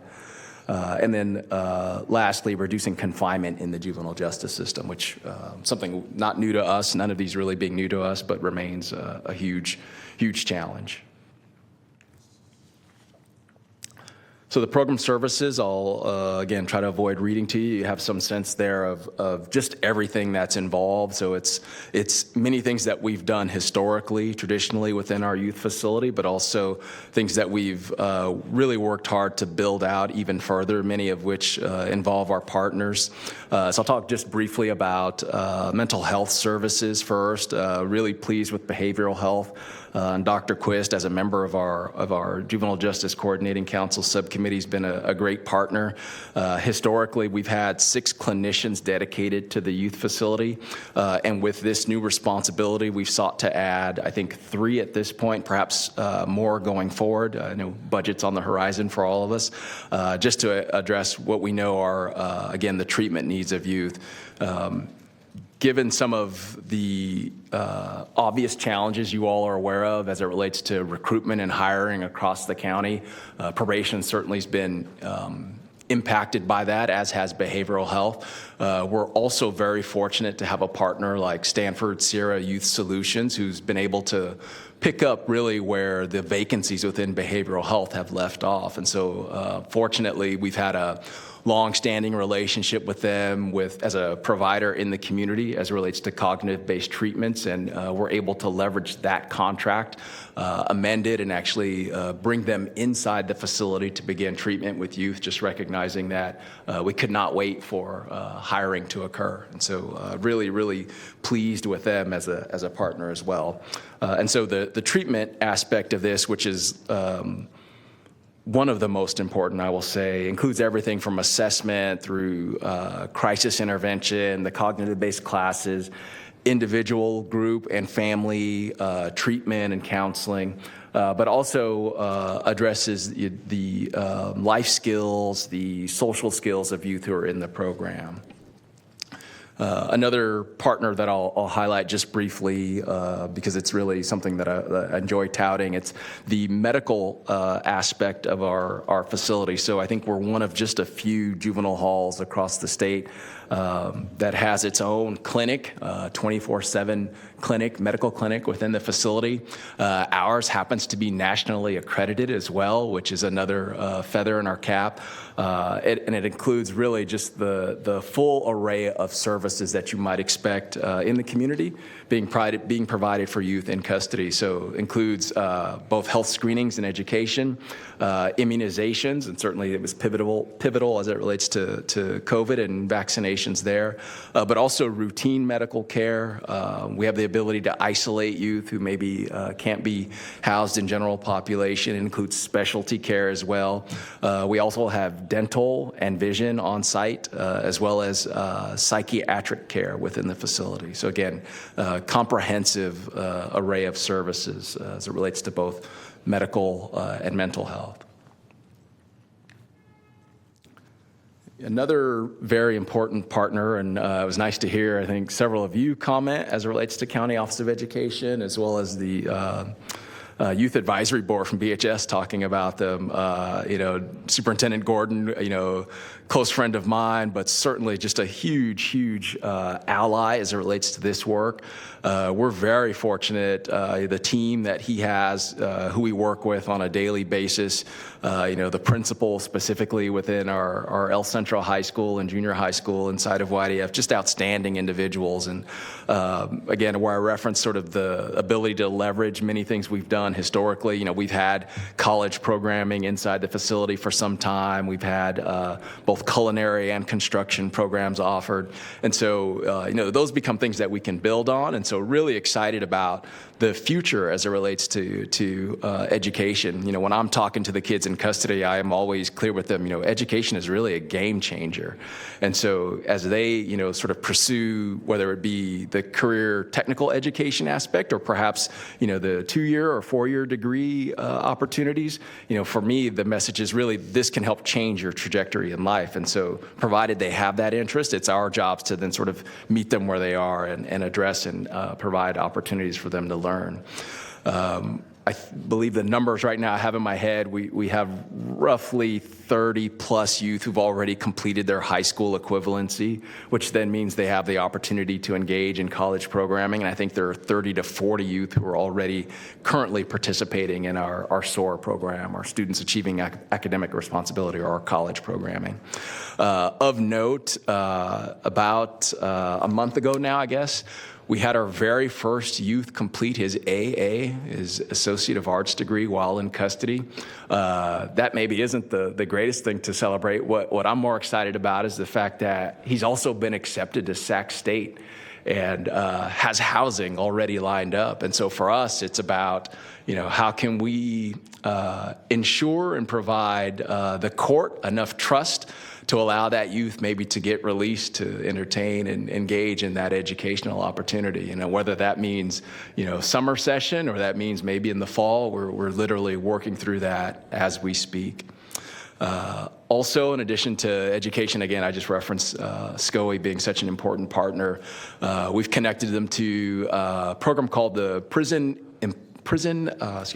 Education Program, which includes a whole host of volunteers who come in and are able to teach youth soft skills, everything from study habits to introductory college courses, things that would really prepare them for what college curriculum looks like. And so that program is beginning as we speak, as is sort of a more vast array of CTE programs. So thinking through, the interest of kids, because we also take to heart, obviously, what the youth are able to provide to us in the way of feedback and what their areas of interest are. I tell them all, you can't be a barber, one, because the chief can't come in and get a haircut. I don't need that. But barbering is also, as I understand it, given the workforce stats, very competitive and a very long training program. And so, telling them you maybe can pursue barbering, but don't let that be the core. Let's think through, where the industry is moving. And so things like, forklift driving or, broader array of construction efforts like electrician apprenticeship programs. And so really engaging them in that regard has been good.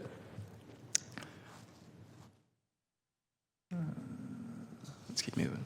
In addition to what I referenced in the way of partnerships with medical, mental health, and education, there's also a whole host of community-based organizations that we work with, and this really gets at what was on the prior slide, I think, in relation to life skills, positive youth development, what we all know that youth need, and so could not be more pleased with really the wide array of entities that are both historically partners of ours inside of YDF, but also those we've added since. And so it includes everyone from, instruction on alternatives to violence, our work with the Anti-Recidivism Coalition, Gang Awareness and Prevention, or GAP, the entities that are involved in creative writing for kids. I referenced some of the unique aspects of our facility. We're one of a few that just, I think in the state that also has a fully functioning Boys and Girls Club inside. And then things like our foster grandparents program, which again provides kind of that more supportive aspect of the work. Just a few photos, if you will. So planter boxes, as you can see there, and obviously construction down there. I'd be remiss if I did not mention last week as well. I think I ran into Supervisor Hume at the Construction Industry Education Foundation's Design Build competition.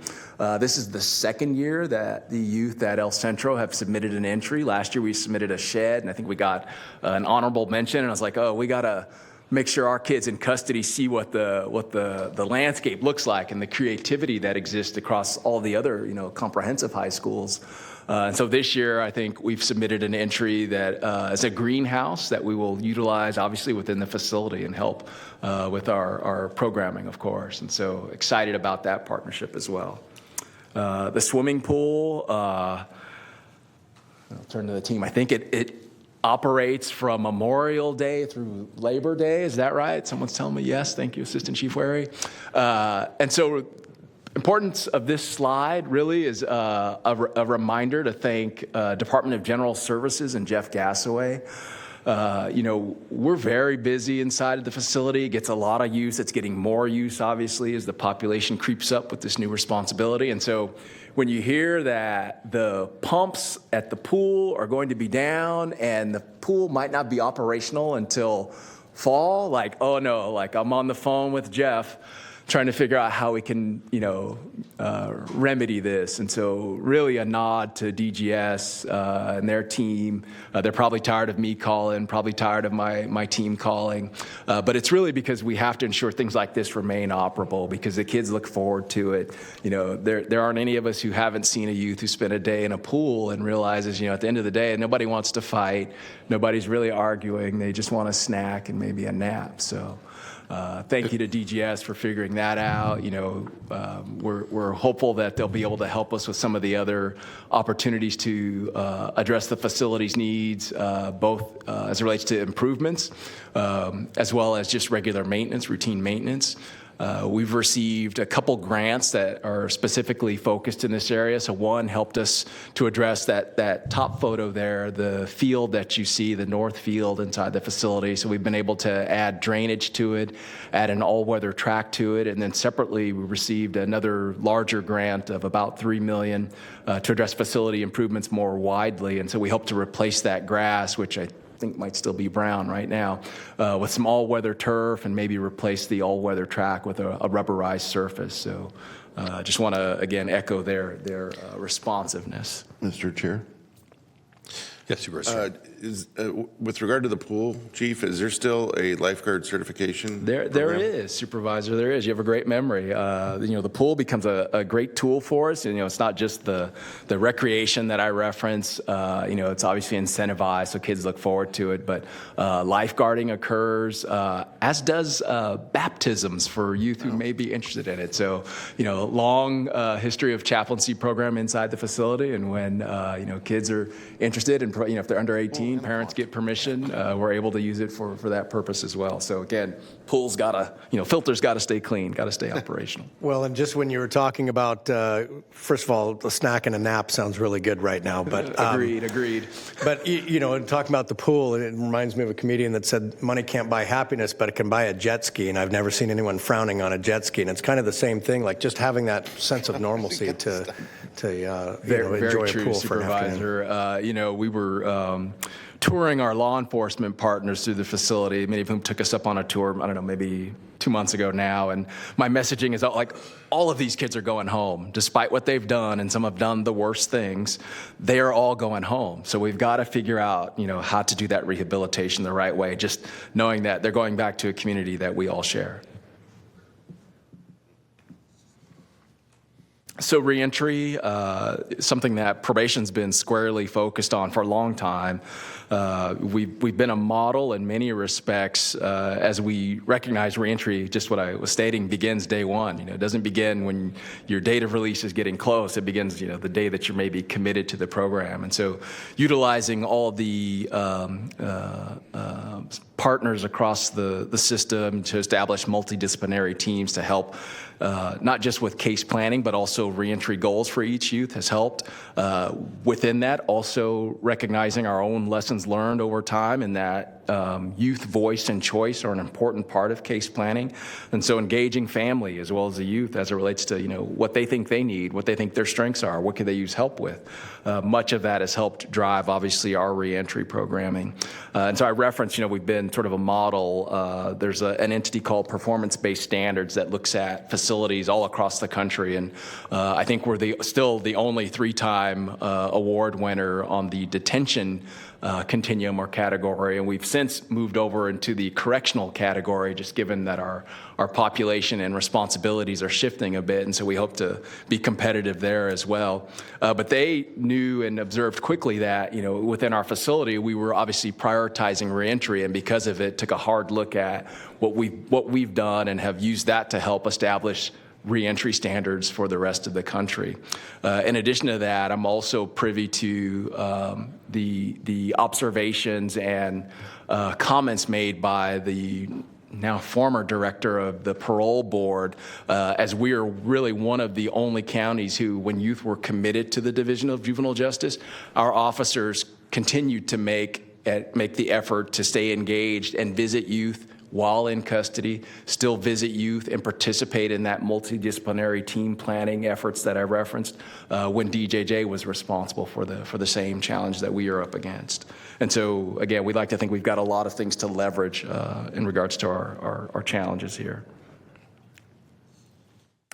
It's a little bit about numbers. I know Supervisor Cerna, you were asking a little bit about this, and I got a little bit ahead, but just so that folks hear where we're at today. So there have been 32 youth committed to Voya at this point. We've already had 5 youth released, and we currently have 2 youth at the Pine Grove Fire Academy. And so Pine Grove has been in existence for a long time, and they are going to continue to operate. And so we are feverishly working to identify additional segments of the population to offload some of the responsibilities that we have and maybe send or refer a few youth who are appropriate for that programming. Doesn't necessarily mean that or entail that youth, have to have the interest in becoming firefighters. It's really a chance to be outside, a less secure setting, participate in teamwork and learn skills and work with a team and take direction from adults in a different environment other than in a carceral setting, if you will. The last half of that slide references the number of youth that still remain at DJJ who are coming back to us in custody.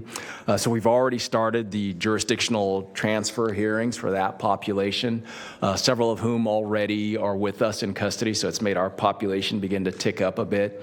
And you'll see the middle bullet on the bottom half there, 4 youth being ineligible for commitment to our Valley Oak Youth Academy. And what that references is that with the change in law, there are a handful of youth who have committed offenses that maybe now would not be eligible to be committed to a secure track. So you have to figure out a different course with them, or they were too young to be committed to the secure track. So we have both of those examples within that number 4 there. And as referenced previously, the 6 youth at state prison brings with it a whole host of challenges. I'd be remiss were I not to just mention, the efforts of the staff to, again, keep kids safe. With this shift and with kids coming back to us in custody, unfortunately, some youth have picked up and learned bad habits from youth from other jurisdictions while in the state's care and custody. And it's really working to compromise both our efforts, the other youth's efforts who are engaged in rehabilitation, but also the safety of some youth. And so we've had, for lack of a better term, prison politics really impacting our day-to-day. And so that remains something we're vigilant about addressing. Excuse me, Chief, I had a question. So just as a follow-up to some of the discussions you and I had a few months ago about other counties coming to Sacramento County Probation wanting to speak to you, and this is partially because I think our Sacramento County Probation is well ahead of the game, but also in recognition of the fact that some of these counties have very small populations of youth affected by this, and so they're looking, instead of setting up their whole program within their own county, they're looking at larger counties to maybe help them out. Can you give an update on any of those? Are any of those discussions ongoing, gaining traction? Give us a little thumbnail sketch about what's going on. Sure. I think you're absolutely right. I referenced that, amongst the chiefs, we talk about not trying to replicate what the state was doing, and that to bring things to scale, similar to what we're doing, I don't think, many counties can afford to do that, just given whether it's the allocation that I talked about in the way of funding, or just the physical space. The physical plant itself has limitations. For us, I recognize in the region, we're probably the most significant operator, if you will, of youth detention. And so I recognize that many counties will, at some point have an interest in asking or pleading, begging, if we might consider, housing their youth. I've spoken publicly, and I think there's some information out in the public domain as it relates to Yolo County's specific interest in partnering with us. And I'll just say, at this point, those conversations have all been suspended, largely on their part, as I think they've realized, like, they maybe don't need to go so fast. They could slow down and perhaps take their time to figure out, whether it is right to, again, pursue, a contract for beds, if you will. Which I'm grateful for, the pause, because again, as our numbers creep up, some of those programs that I referenced that are in repurposed, units within the facility, we'd have to rethink, like, how do we, still do this if the number, again, continues to increase, and then would occupy essentially a unit that I would need for housing youth. Right. So something like our Boys and Girls Club or our library, we have a fully functioning library. Like, those things may have to be, placed in a portable, or do, we may have to, again, just rethink differently how to go about that implementation.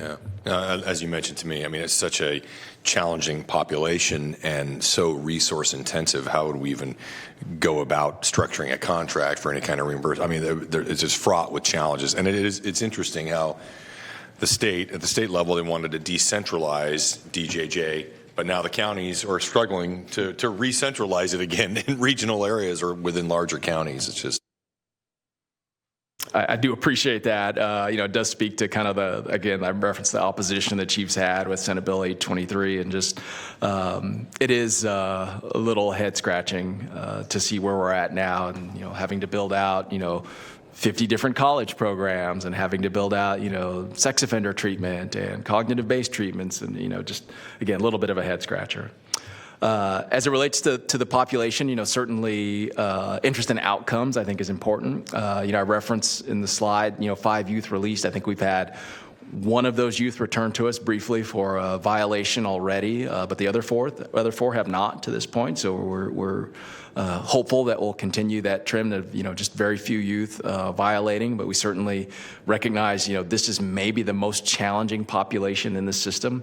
We all understand certainly the challenges of youth development anyway, but when you overlay that with involvement in the juvenile justice system, it just brings another piece of complexity, certainly another stressor in a household. And so we're very much mindful that this population needs extra care and small caseload sizes, et cetera. I referenced outcomes, and so as it relates to the biggest being just obviously hoping that youth do not reoffend and remain obviously in compliance with their terms and conditions. But we'll be looking at everything from their lengths of stay, their time in the commitment program, their progress as it relates to completing treatment, et cetera, and using all of that to help define what success may look like ultimately, in addition to educational outcomes, of course. So just briefly, catching folks up on where we're at. Currently 3 housing units for supervision. The board, thank you very much for approving a mid-year request to stand up that 3rd housing unit for us. To help sort of provide a little bit of pressure relief, just given the concerns with housing that we've touched on already. It's also supported everything you see there, everything from, again, more of a variety of educational and vocational opportunity, treatment needs, but then very specifically and perhaps unique to us, the ability to resource both a community advocate and service coordinator position, something that our community partners have identified as value added for our planning. And so we're excited that those may come to fruition at some point as we build out what a job description for each of those may look like. And then lastly, dedicated support from the Public Defender's Office also being included in our plan, which I think is unique. As it relates to the future, we're anticipating, at the very least, a 4th housing unit, so you'll likely see something in budget from us that includes that. If not a 5th, I do fear for that, but that could become a reality, as well, again, as just continuing to build out educational services, behavioral health treatment, reentry supports, et cetera. Lastly, I'll just touch on the need for more robust step-down opportunities. So as youth make their way through the program, earn their levels, get to the point where release is being discussed and reentry is now more of a reality, thinking through how can we begin to step down and transition them back to the community in a thoughtful way. And so I referenced Pine Grove as one opportunity. We're in conversations with the Department of Rehabilitation as well as California Conservation Corps also, who may be able to help us in this area.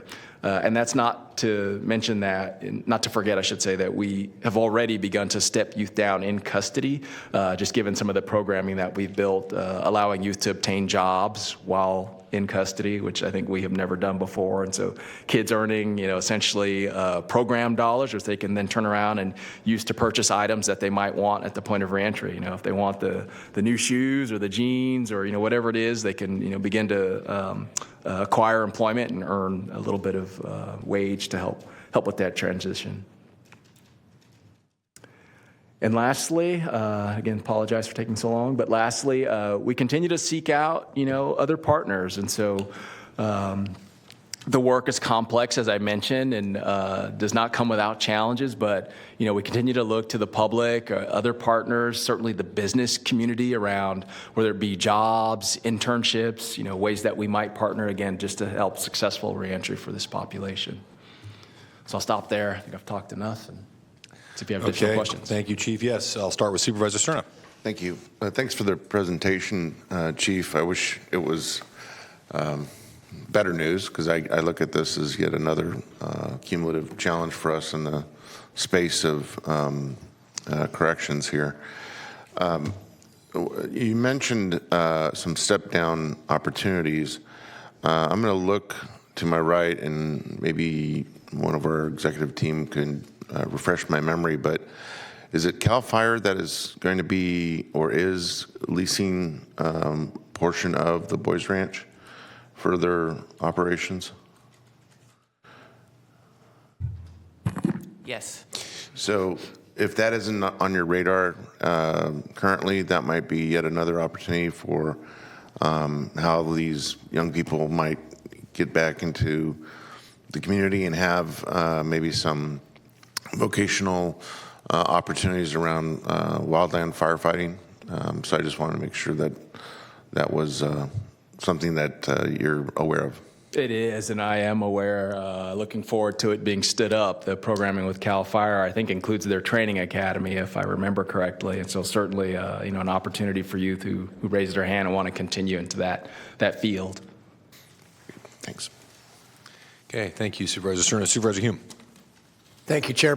First of all, Chief, I just want to recognize and acknowledge the members of your staff that you have with you here today and the great work that they're doing. And I appreciate you all being gracious enough to have given me a tour of the YDF and the VOYA program in particular, and some of those, the one pod that you've repurposed into educational and vocational training, as well as the library and some of the other amenities that have been stood up. I think I'm glad that I didn't know until after the tour was over what it meant when the young men were asked to stand with their toes against the wall as we walked by. But it's good to know that now. And then, one of the things that I think I brought up that day, and if not, I'll bring it up now, is, the shelter, the animal care and regulation is right around the corner. Mm-hmm. And I know that animal husbandry programs have shown great promise with instilling values of compassion and responsibility and kind of the synergy of a little bit of affection. And vet techs are in high demand these days. And so I would ask that whatever we can do with county departments, we have a whole gamut of things that we do within this organization. Any opportunity we have for some synergy of trying to show them a little better life, as they transition out, as well as potentially taking advantage of, that potential workforce that would benefit us as well. So, but if we can stand up those kind of programs, I don't want to put more work on your plate as you're talking about, something that the state's already putting on us, but. Not at all, Supervisor. Actually, thank you. Actually, you stole my thunder a bit with the appreciation from my staff. So let me stay on that first. When I'm up here or, I'm working with the community, and we come up with, as I say, the crazy idea. Like, it's easy for me to come up with the crazy idea, but it's really all of those folks back there who help, cash that check, as I say. So kudos to them for making, all the crazy ideas into reality. And, and if I bump into something and it's like, oh, well, we can't quite do that, but what about this? They're really, really just incredibly innovative. Everyone from the chief deputy, Maria Gonzalez, to the team that's back there, really make it happen on a daily basis. And so to your point, as it relates to employment, I didn't talk about it at length, but we do have a similar thought as it relates to, generating potentially portions of the county workforce. And so I've already had conversations with Parks and Rec, as well as the animal shelter, Liz Bellis and Annette Bedsworth specifically, around training youth, teaching youth while in custody, and maybe get to the point where we can have a youth perhaps spend part of their day learning and working, in their operations. And so both of them very receptive to that idea. We just haven't got there yet, but it's certainly something we are pursuing. Thank you, Supervisor Hume and Chief. Do we have any public comment on this item? We do not have any public comments. Last I checked, and I'm going to look really quick. We do not have any comments. Okay. This is informational. I too want to, just piggyback off a sentiment from Supervisor Cerna. It's just whether we're talking AB 109 realignment or reforms to our foster youth system, or certainly now DJJ realignment. All maybe great ideas at the state level, but it's the bane of the existence of county governments that our state legislators don't take into account the resources that are needed, the feasibility, the logistics, and a lot of challenges ahead of us in dealing with this latest mandate from the state. So thank you for all of your efforts. And one last thing, I just want to also echo Supervisor Hume and the shout out to your staff. And I'm very proud of our probation department, certainly in Sacramento County. And you did a great job representing at the latest CSAC legislative conference in the presentation about the JDTF. So I want to thank you for that as well. Thank you. Appreciate it. Okay. Well, I think that completes the item. Thank you very much, Chief. And we'll move on to item 64. All right, I think that's me. Our own ranks, yes. Okay, so this is your 2023 own ranks appointments to the Public Financing Authority of the County of Sacramento Metro Air Park Enhanced Infrastructure Financing District. These are one-year terms, and so currently we have Supervisor Cerna, Desmond, and Frost. Your terms are going to expire, and so we need to renew those appointments. I'm certainly happy to continue serving. Yeah, likewise. Okay, we'll renew those terms then. Okay, thank you very much. And then we can move on to your nominations and appointments. If you just give me 1 second. You are continuing to May 23rd, the Rio Linda Alberta Community Planning Advisory Council, continuing to June 6th, Building Board of Appeals, Elk Grove, Casumnas Cemetery District, Human Services Coordinating Council, Sacramento County Commission on the Status of Women and Girls, Sacramento County Youth Commission, continuing to June 13th, the Adult and Aging Commission, Casumnas Area Community Planning Advisory Council, Developmental Disabilities Planning and Advisory Council, Local Child Care Planning and Development Council, Sacramento County Behavioral Health and Youth Advisory Board, and the Veterans Advisory Committee. Your first item is the Carmichael Recreation and Park District. Please nominate Joe Levitt and request to waive the process.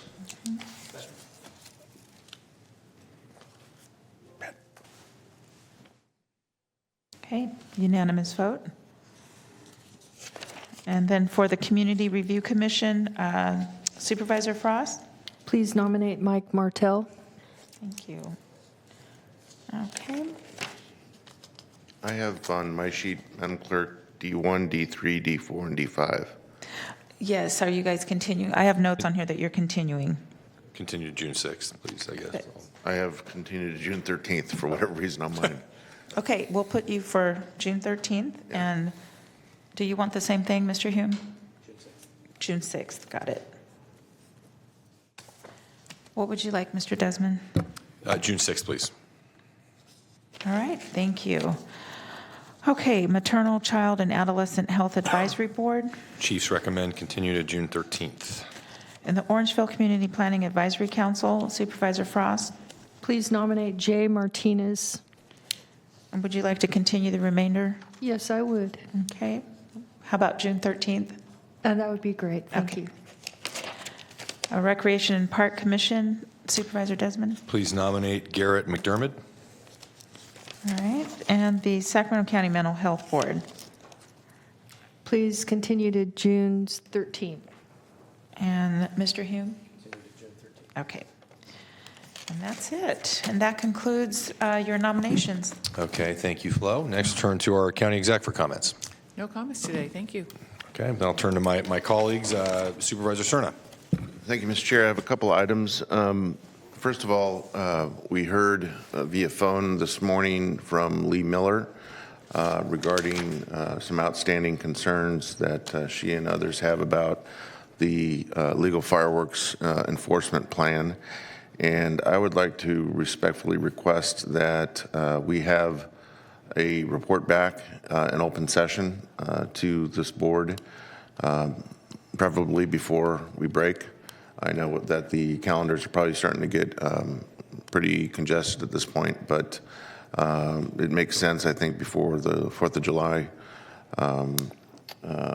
holiday. So I've taken the opportunity to meet with Lee and others. I think other of my colleagues have done the same in recent weeks and days, but there is some concern about the level of enforcement as it relates to our local fire districts as well as our sheriff's department. So I think those two sister agencies should be approached to be part of whatever update or presentation might occur in front of the Board of Supervisors. And then secondly, my chief and I had an opportunity recently to meet with some very concerned residents of the Old Town Florin community.